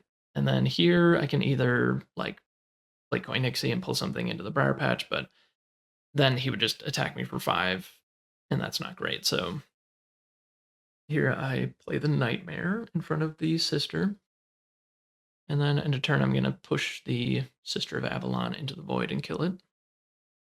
I guess banish it.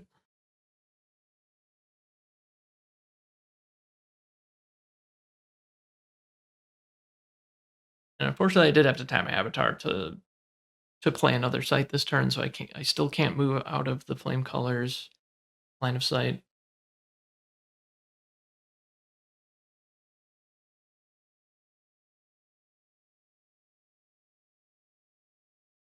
But yeah, I'm going for the plays that are preventing the most amount of damage right now, and I think that's just kind of what I have to do. So luckily, he isn't just being aggressive. He does just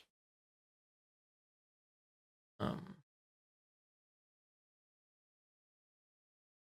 he just taps his lumbering giant to or his flame caller to draw a sight. It looked like. Then he's moving his lumbering giant away from my nightmare, which makes sense. Um, all right, yeah, this is really sweet. Okay, and then yeah, he gets in for 1 again with this weightless squire. All right, and did I just draw a spell? I did. Play Coin Nixie, pull your lumbering giant, attack, and then it looks like I have shapeshift in hand. This is the greatest play in the world. I love this so much. This is just incredible. So yeah, pull your thing with Coin Nixie. Oh man, I love this. This is my favorite thing I've ever seen. Like, yeah, pull your thing with Coin Nixie and then attack the site because I know that the nightmare can just kill the lumbering giant, right? And then shapeshift my Shelly code into another nightmare. Attack your site again because lumbering giant can't block or intercept, right? So then I get to attack for 12 and push 2 lumbering giants into the void and banish them both. Oh my god. I'll never forget that play. Like this was just incredible. And I know like Ochoa and some of the judges were watching and they were just like, like that was nuts. Yeah. That's probably like my favorite play of the entire weekend. It was so sweet. And then I moved my spell slinger out of the way of line of sight of the flame caller. Now he's just like extremely on the back foot, and I have a Coin Nixie in play and 2 nightmares. Like, what are you gonna do about that? I think that might be all he has. Yeah, to attack this site, which I guess was kind of a mistake. He should have attacked diagonal to the Briar Patch probably, so that I can't just pull it into the Briar Patch. But I might just have better things to do with my Coin Nixie anyway.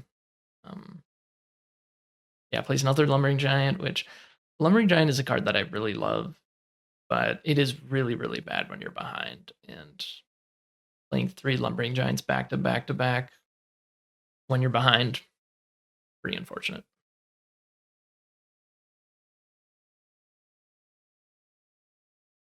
Yeah, so I do just kill the weightless squire. I think that does make sense. Like I don't need to pull his avatar this turn. I didn't think about this, but I don't think I thought to make this play, but I could have like attacked with nightmare onto the spire attack with the other Nightmare onto the Wasteland next to it, and then like end of turn trigger, push Band of Thieves, and then end of turn trigger, push Band of Thieves into the void. Just like assembly line the Band of Thieves into the void. That'd be pretty cool. But I guess I'm not really that worried about this Band of Thieves. Like he can't even door me with it unless he has another source of damage. But that probably would have been a better play. I'm not sure why I just left that Bandit or the Nightmare just hanging out there. Like if he had, okay, I was gonna say if he had Poison Nova, that would have been really bad. Yeah, like if he had moved forward and cast Poison Nova, I might lose this game. But yeah, that was it. So Koinixie move up, pull the Flame Caller, and then attack with the Nightmare, and this was one of the sweetest matches ever. Yeah, Jay was a great guy. Loved playing against him. I think I saw him at Gen Con as well. I'm not sure if we played or not at Gen Con, but yeah, so that puts my record at 8-1 for the day, and we're going into the finals. All right, this is the moment that everyone has been waiting for. The finals of the limited championship at SCG Con Las Vegas. Very excited to be recording this final match finally. I know like the series I put out originally like 3 weeks ago from when I'm recording this now, and I really wanted to get everything out right away, and then Gothic came out, and I was like, you know what, I'm just going to put this on the back burner for a little bit and at least put out a couple videos about Gothic, and then I'll get back to this. So really excited to finally be talking about this match. This is a incredible match. I'm playing against Glenn, which was the only person I lost to in this whole event. So I think he was 7-0. He's 9-0 right now, and I'm 8-1, and my only loss was against Glenn.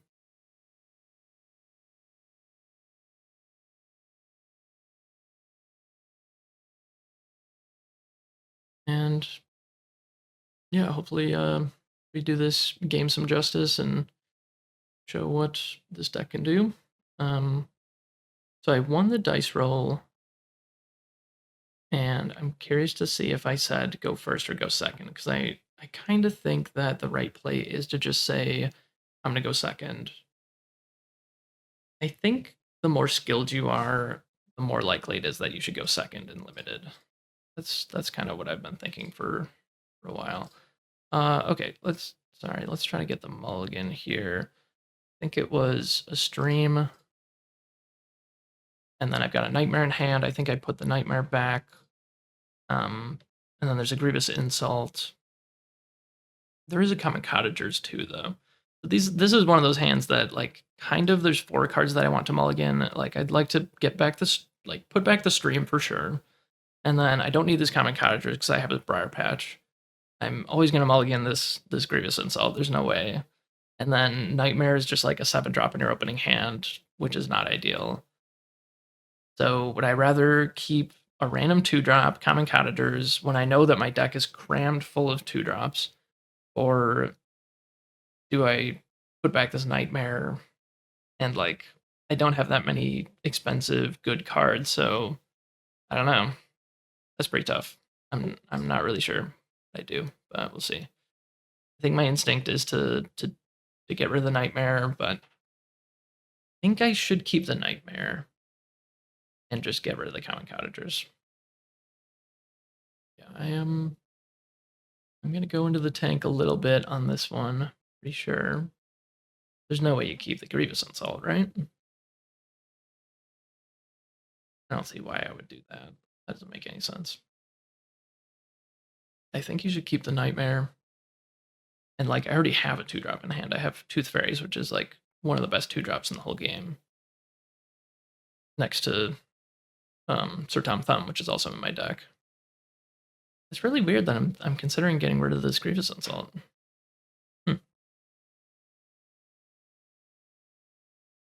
Yeah, there we go. It's gotta be the right choice. Like it sucks to have a 7-drop in your hand. Like, you know, you probably won't play until turn 10, but I also do have like I have 2 Kettletop Leprechauns in my deck, so like maybe I get to it on turn 8 or 9 if I'm really lucky. Or like, sometimes you do just have to draw another site to get to your expensive stuff early. But oh man, I just drew two of two of the best cards in my deck, Sir Tom Thumb and Force Hammer Trinket and Aspire. So wow, that was like the perfect mulligan, basically. Like, man, this is a stacked opening hand. All three of my threshold. I don't have the ability to cast Nightmare or Sir Tom Thumb with my current threshold, but I do know that there's a water site on the bottom of my deck, so that means I'm slightly more likely to draw an air site here.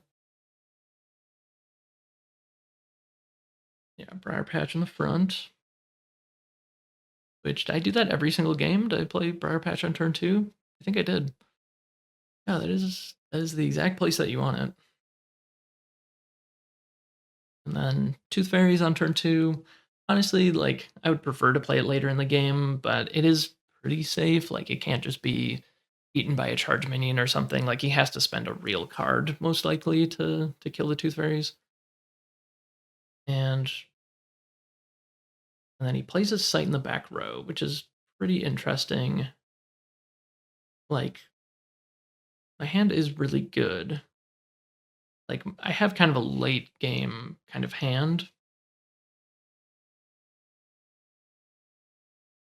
It's always a question, like, do you take the bait? Do you just put a site right in front of his site when he's playing in the back row, or do you just happily play in the back 2 rows and just keep building yourself out?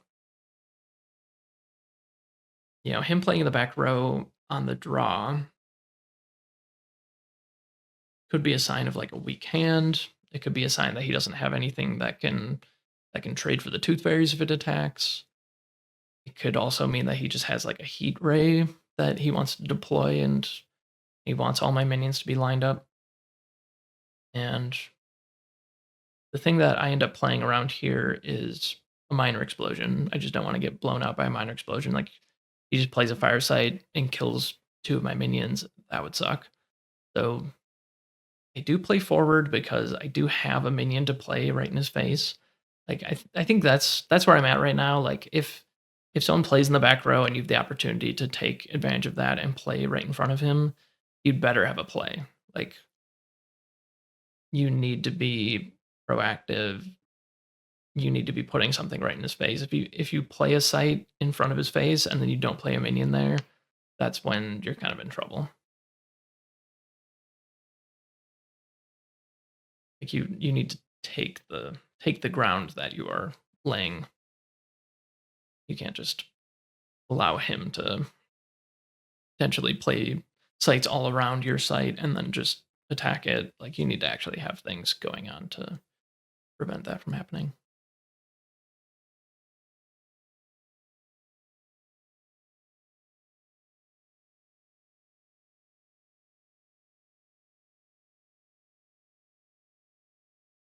Okay, so move forward, tap draw site, no play.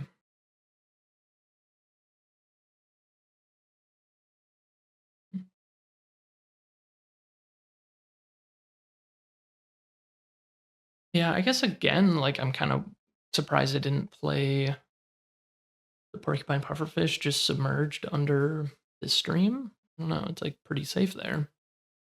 Might as well, just in case the 1 mana matters at some point. I guess my hand is showing that I probably don't care about the 1 mana at any point. I tap the Tooth Fairies, which doesn't matter. Or I use Tooth Fairies to tap the Lumbering Giant, which doesn't matter because I can't block or intercept anyway.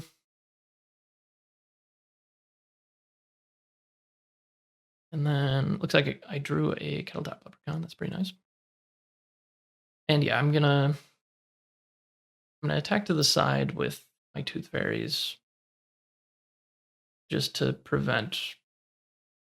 I'm basically just playing around the Heat Ray because I'm still not sure like why he played in the back row. He could still have Heat Ray or Minor Explosion. And then I'm just gonna play a Pufferfish here. I think I had a Kettletop Leprechaun that I just didn't play. A little bit curious about that. I think I tapped to draw another site, so now I have 3 sites in hand, 3 sites in play. He's putting in play his 5th site now. And yeah, this is really nice to see. He just spent a 5-mana removal spell to kill a 1-power minion. Must feel really bad. My Plume Pegasus that was there was under the Iron Shackles, so I'm not really counting that as a real minion. All right, and I definitely have to play a site here. Probably best to play the one that disables the Lumbering Giant, right? I'm going to do that. But yeah, I was also digging for sites because I do really want to have my second air threshold. I can play Sir Tom Thumb. And I can technically do that. I have the annual fair. I could play it.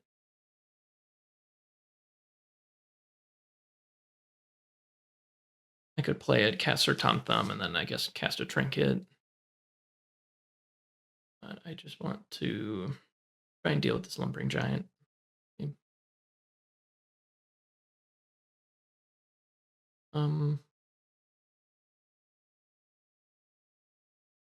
Yeah, this is a bit sketchy. Like, if he does end up having the Heat Ray, then he's still just gonna blow me out. So this probably wasn't the best positioning.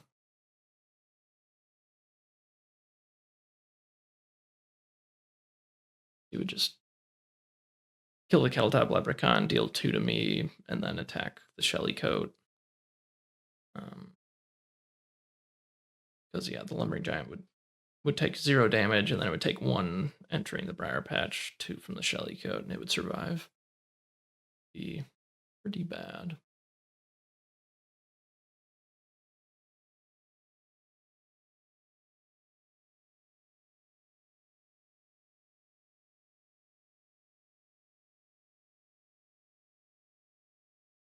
I might have not sped up this video, but I think that's fine. Let's just watch it in real speed. There's some really interesting stuff that happens in this game, especially later on, so we'll just take it kind of slow this time.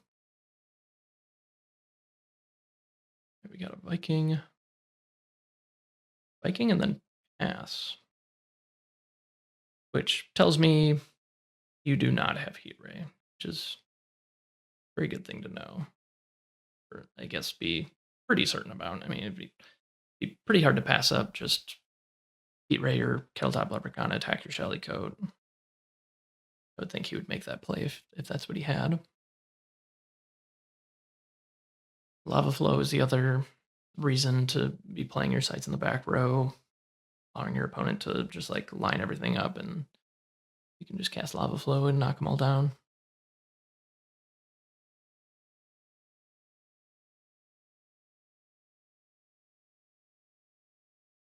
Yeah, play Annual Fair, and then probably play Sir Tom Thumb this turn.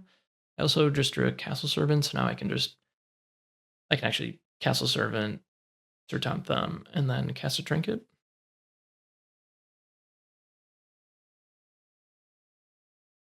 Like, I'm considering just trying to race potentially, which seems a little bit difficult, to be honest. Am I actually not trinketing? There's those minions? I think I should, right? I probably end up just showing like, oh wait, I have this trinket, I'm gonna deal 1 extra damage to you. I would think that's what I do, right? Oh no, did I actually miss it? I have, unless for some reason I just don't want to play my Castle Servant, but I think I probably just miss a point of damage here. Oh, I actually don't want to play my Castle Servant. Really odd.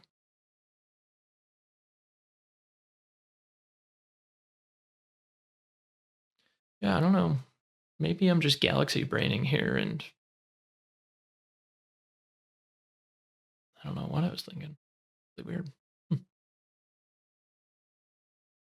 Maybe my thought process is I keep this, like, hopefully I trade Sir Tom Thumb and a Shelly Coat for one of these 4 power things, and then I can kind of do it again. Like I can then play a Castle Servant and then a Sir Tom Thumb next turn. But also, yeah, I only spent 3 mana that turn, and then just didn't cast the Trinket. He knows about the Trinket, right? Maybe he doesn't actually know about the Trinket, and that's why I didn't do that. I think that's true. Yeah, I think I just gave up a point of damage on purpose because I want to save the information that I have a Trinket. I'm still not sure that that's totally correct to do. Really hard to say. Ooh, what was it he just cast? I think that was a Heat Ray. That's really funny. I wonder if he just didn't have it.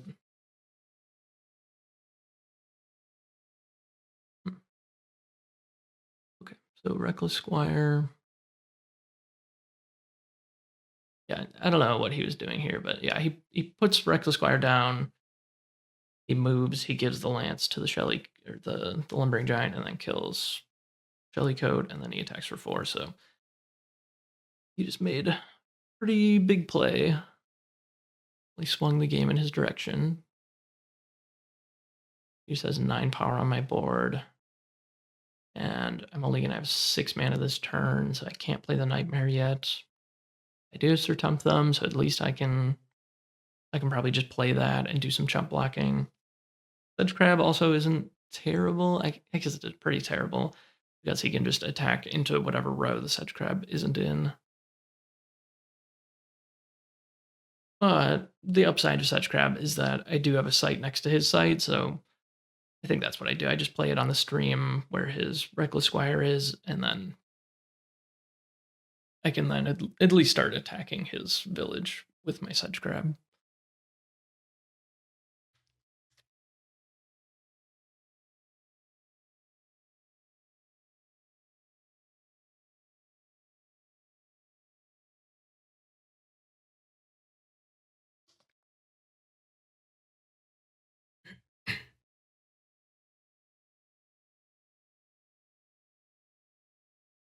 Yeah, so I'm playing my sites by him at this point because, yeah, one of the things I was thinking about throughout this event was that I kind of want to play with Nightmare in mind, and one of the things that you should do is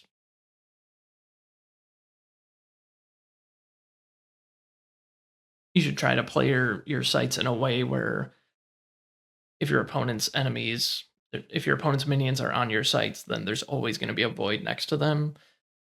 So in this way, I can play it on either column and still push things into the void.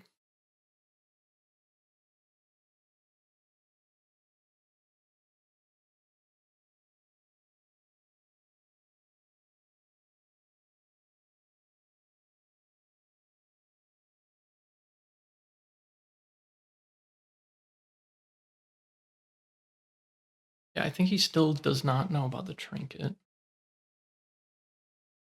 And yeah, I guess this was a turn I technically could have cast the trinket, but it wouldn't have mattered. And yeah, this was a play that like I put my minions on top of his Viking, and I was really hoping that he didn't realize that he can just tap the Viking and it deals 2 damage to every minion there, and it would just kill both my minions. It did at least prevent 4 damage, so that's something, but I don't think that there was even really a better place for me to put them, which is the sad thing. Like if I put them on the Briar Patch, like that doesn't really make a difference. They both still just die. I guess I should have put them on 2 different sites is probably the answer. Like probably one on the Viking site, one on the Lumbering Giant site. And then I could have basically blocked both of those minions. So I guess I just gave up 4 damage for no good reason. Bad. All right. And then we've got Siege Giant and a Pit Viper. And Siege Giant did not throw anything. Or actually, I think I think he made the very cool play of I play the Pit Viper on top of my Siege Giant and throw it onto my own site.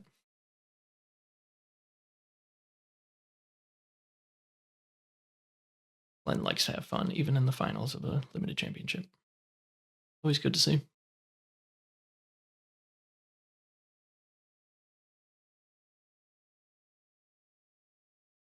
And I use my Tooth Fairies to tap the Pit Vipers. I think the reason being, like, I'm not gonna attack the sites adjacent to the Siege Giant anyway, so if I want to just attack the village, then I'd better just tap this Pit Vipers.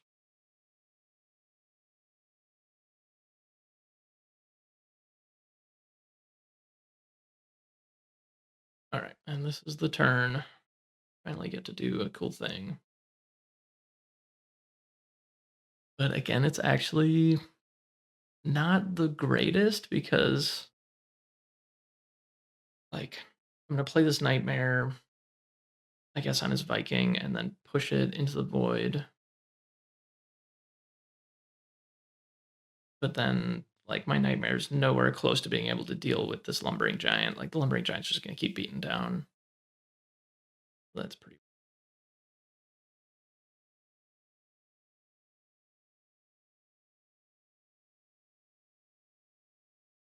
And yeah, I do just decide to trade for the Pit Viper. Obviously, I need to do that because if I want to play the Nightmare there, then I better get rid of that Pit Viper. So yeah, end of turn.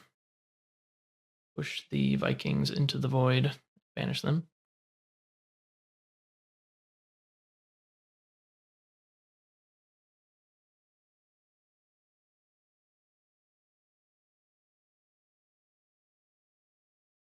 And then I don't attack with the Tooth Fairies because if I did, then he could just door me and really want to be on death's door. So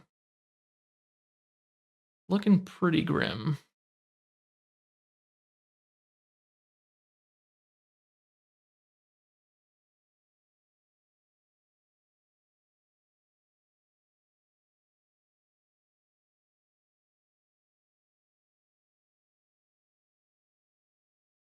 Yeah, right now he can deal 5 damage total. He could attack with Siege Giant, Spellslinger, and Lumbering Giant and deal 5 total damage. And yeah, I just block with Tooth Fairy just to stay off death's door, which doesn't feel great, but you gotta do what you gotta do. I take 1 damage from Spellslinger.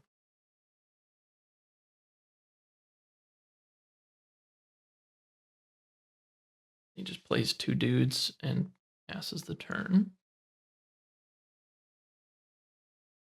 I don't know why he played the Blacksmith family there. Kind of spreading out his minions for not really any good reason, I think. But I guess the Cottagers is just one additional way that he could get the Death's Door. But like, there's no way I'm not going to Death's Door next turn, right? Like he's gonna have 5 attackers either way, and I have currently 1 blocker. So I think that was a bit of a weird play.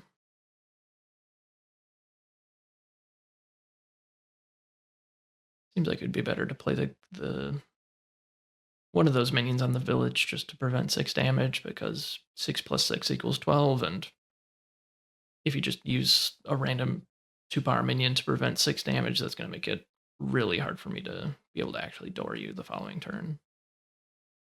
Or like in 3 turns instead of 2 turns.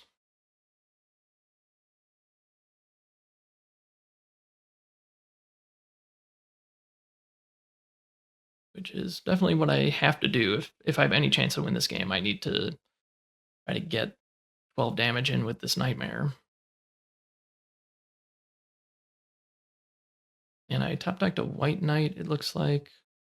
And I am definitely have less life than my opponent, so that is going to cost 3 mana. And he still has not seen the trinket. It's so funny. I think I had it literally in my opening hand. Yeah. Just never actually used it.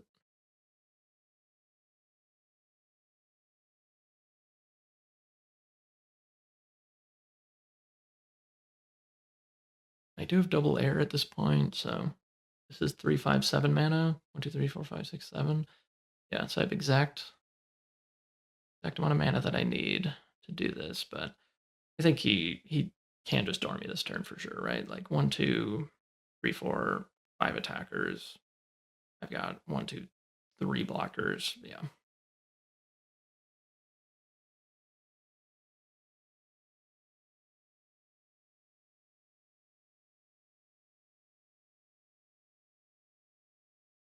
I'm trying to run my Spellslinger away.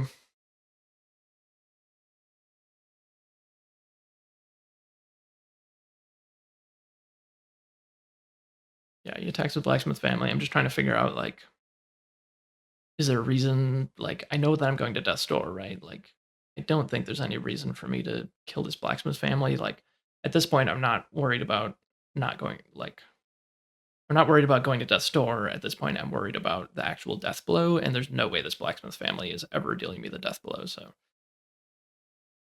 definitely just going to leave that one there.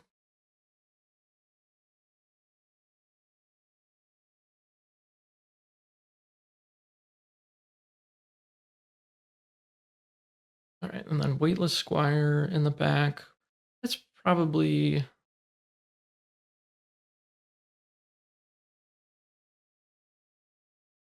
a fine play. Huh. I guess knowing what's coming next, I don't think that was actually a good play. But I can explain in a little bit. So yeah, he uses Siege Giant to throw his Spellslinger. So he's right in front of my Spellslinger. And I think once again, I think I would have preferred if I was him to play the Weightless Squire on top of my Nightmare. I know he like did a thing with a lance, but like who cares about those minions that I have over there, right? So I think he should have played the Weightless Squire on top of my Nightmare. That way, once again, like the Weightless Squire can probably block wherever the Nightmare attacks, preventing the 6 damage that would put you on Death's Door.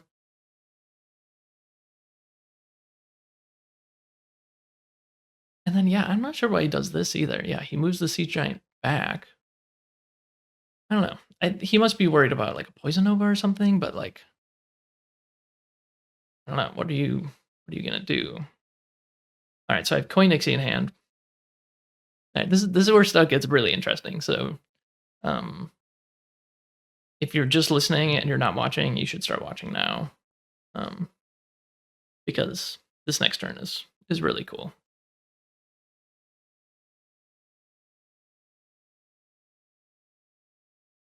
So I know for sure I need to move my Spellslinger away, right?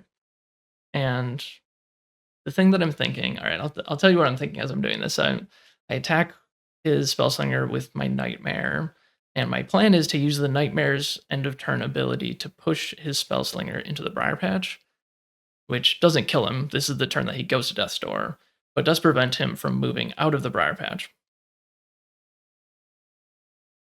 So that is the plan.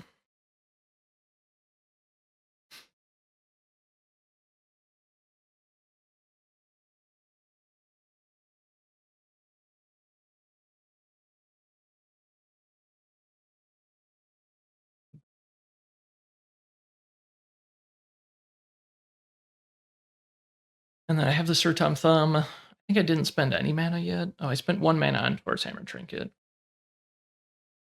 And then this makes me just nervous, like watching this back. Yeah,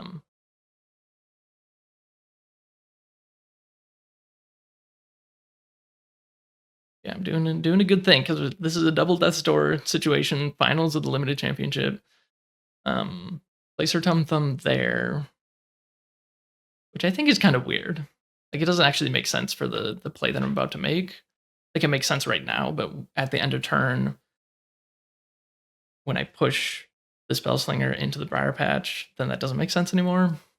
And then I move Fisherman Family back into the Briar Patch, and then I say end of turn trigger. All right, so I'm gonna go back.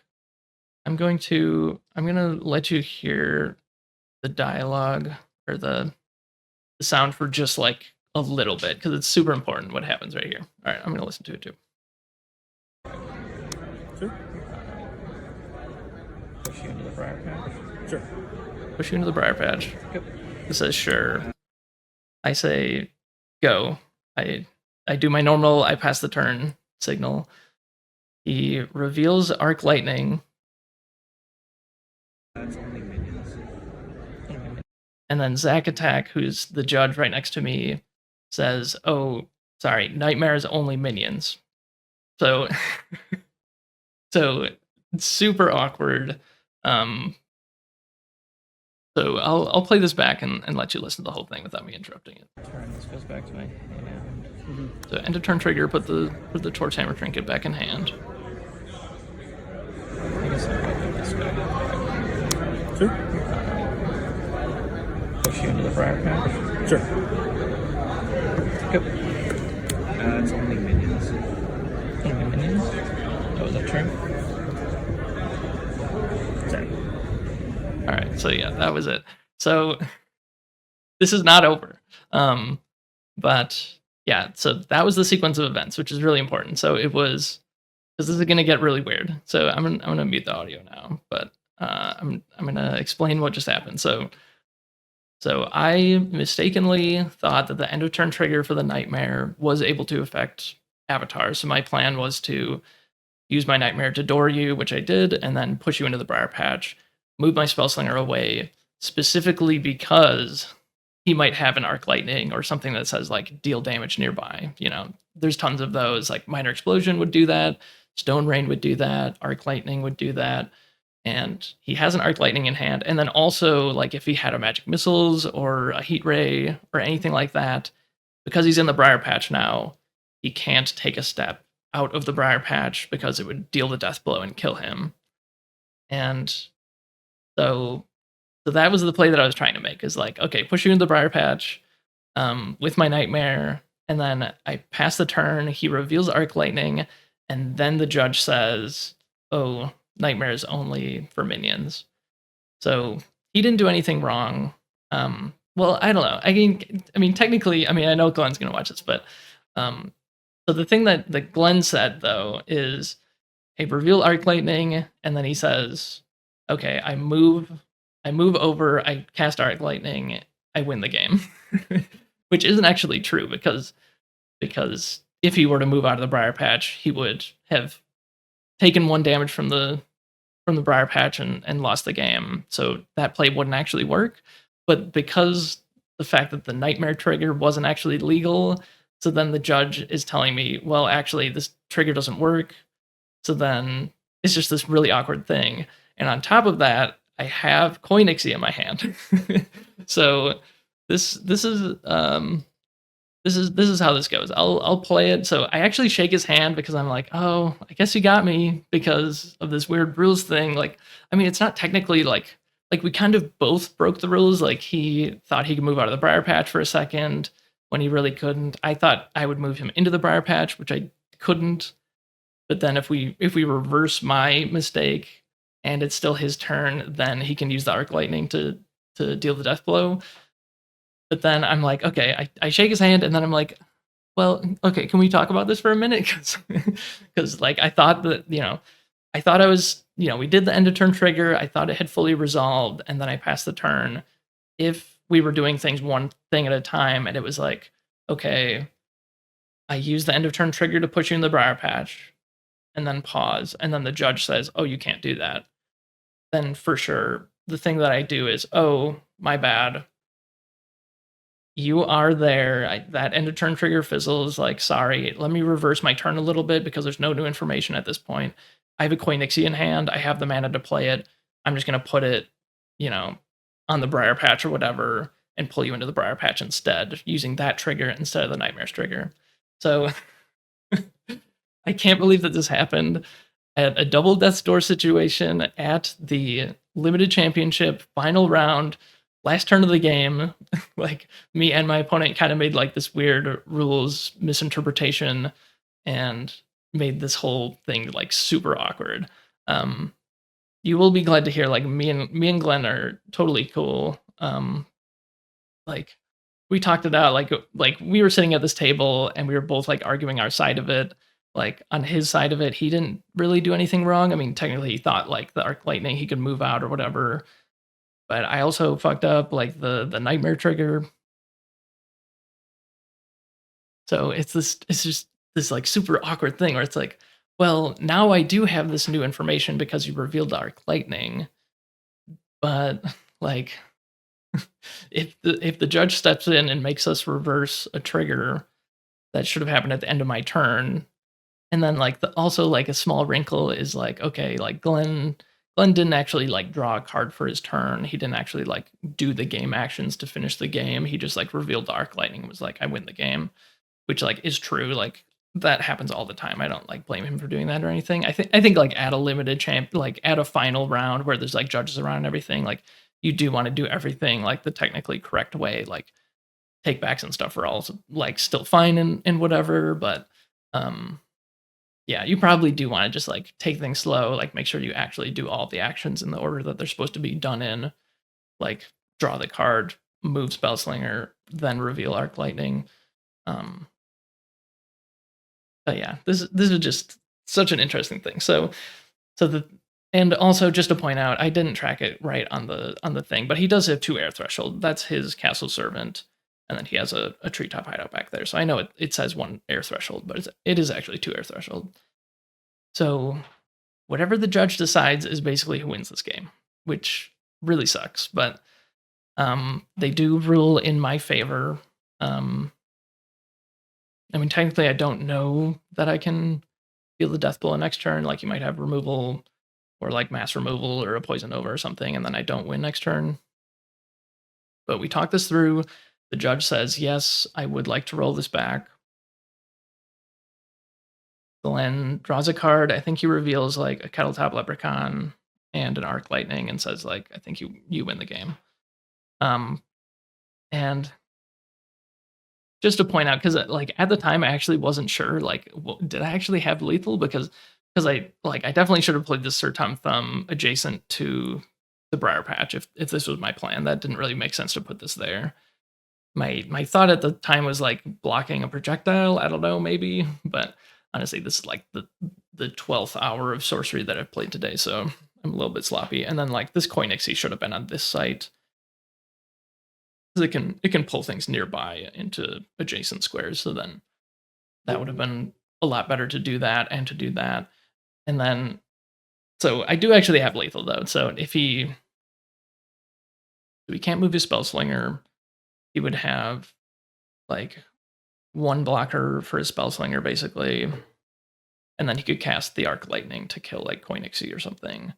But then I have Fisherman Family, I have White Knight. So I have like just enough to actually deal the death blow and win the game from here. Man, it's so weird. Like it honestly makes me like nervous to just watch this because like I don't think I did anything wrong. I don't think Glenn did anything wrong. It was just this kind of awkward thing where we were kind of sharing information at weird times and like I don't know. I mean, yeah, please weigh in. Like, let me know what you think about this judge call. I think that it was like technically right, but I could totally see it from the other side. Like, I don't blame you at all if you look at this and you're like, that was kind of scummy. Like, you got this new information about the Arc Lightning, and they shouldn't have allowed you to go back and do your turn a different way.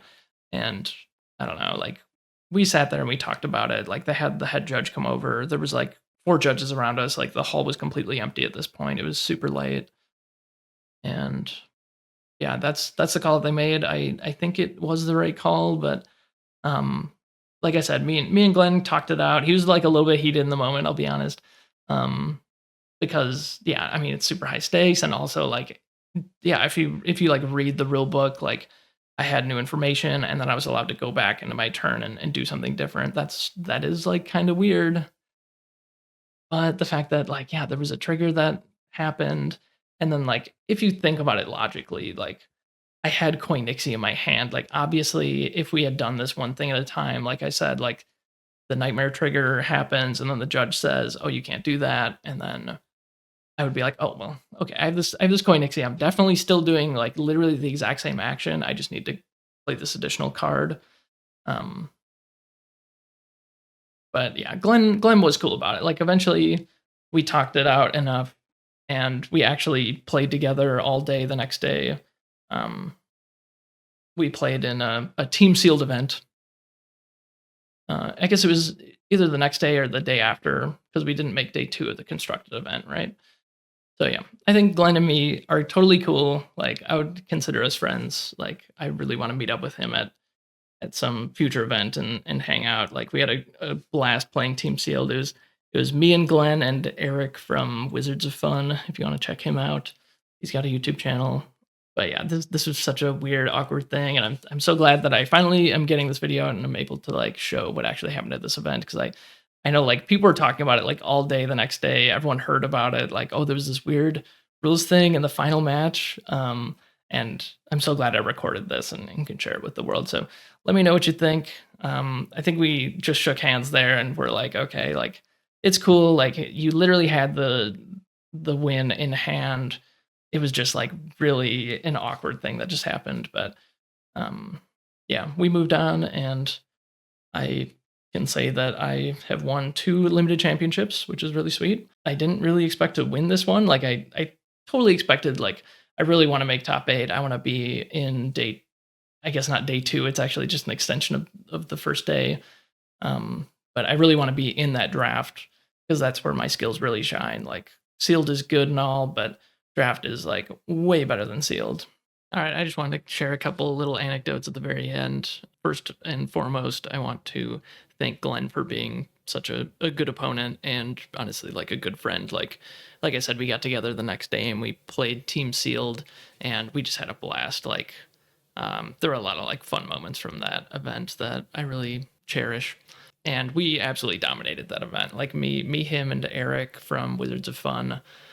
We ended up going 11-1 in our Team Sealed. And then also, like, I should just point out for everyone that I feel like me and Glenn like really shared the victory of this limited championship. Like, we both had literally the exact same records. Like, we were both 9-1, and our only loss was to each other in that limited championship. So the fact that he beat me in sealed and I beat him in draft means that we're very like evenly matched, and I think we both deserve the victory here. All right, and then again, I just want to thank you guys for watching all the way to the end. I know it was a really long one, but I really hope that you enjoyed this and shared around, because this was probably like the best limited I've ever played. Like, it was such a blast, and the judges were great. The venue was pretty great. If you're at Sorcery Con and you're playing the limited championship, I hope to see you there. If you want to play limited online, I'm the person you want to talk to, and join the Sorcerers at the Core Discord and jump on one of the weekly drafts that I host at 7:30 p.m. Eastern Time on Wednesdays.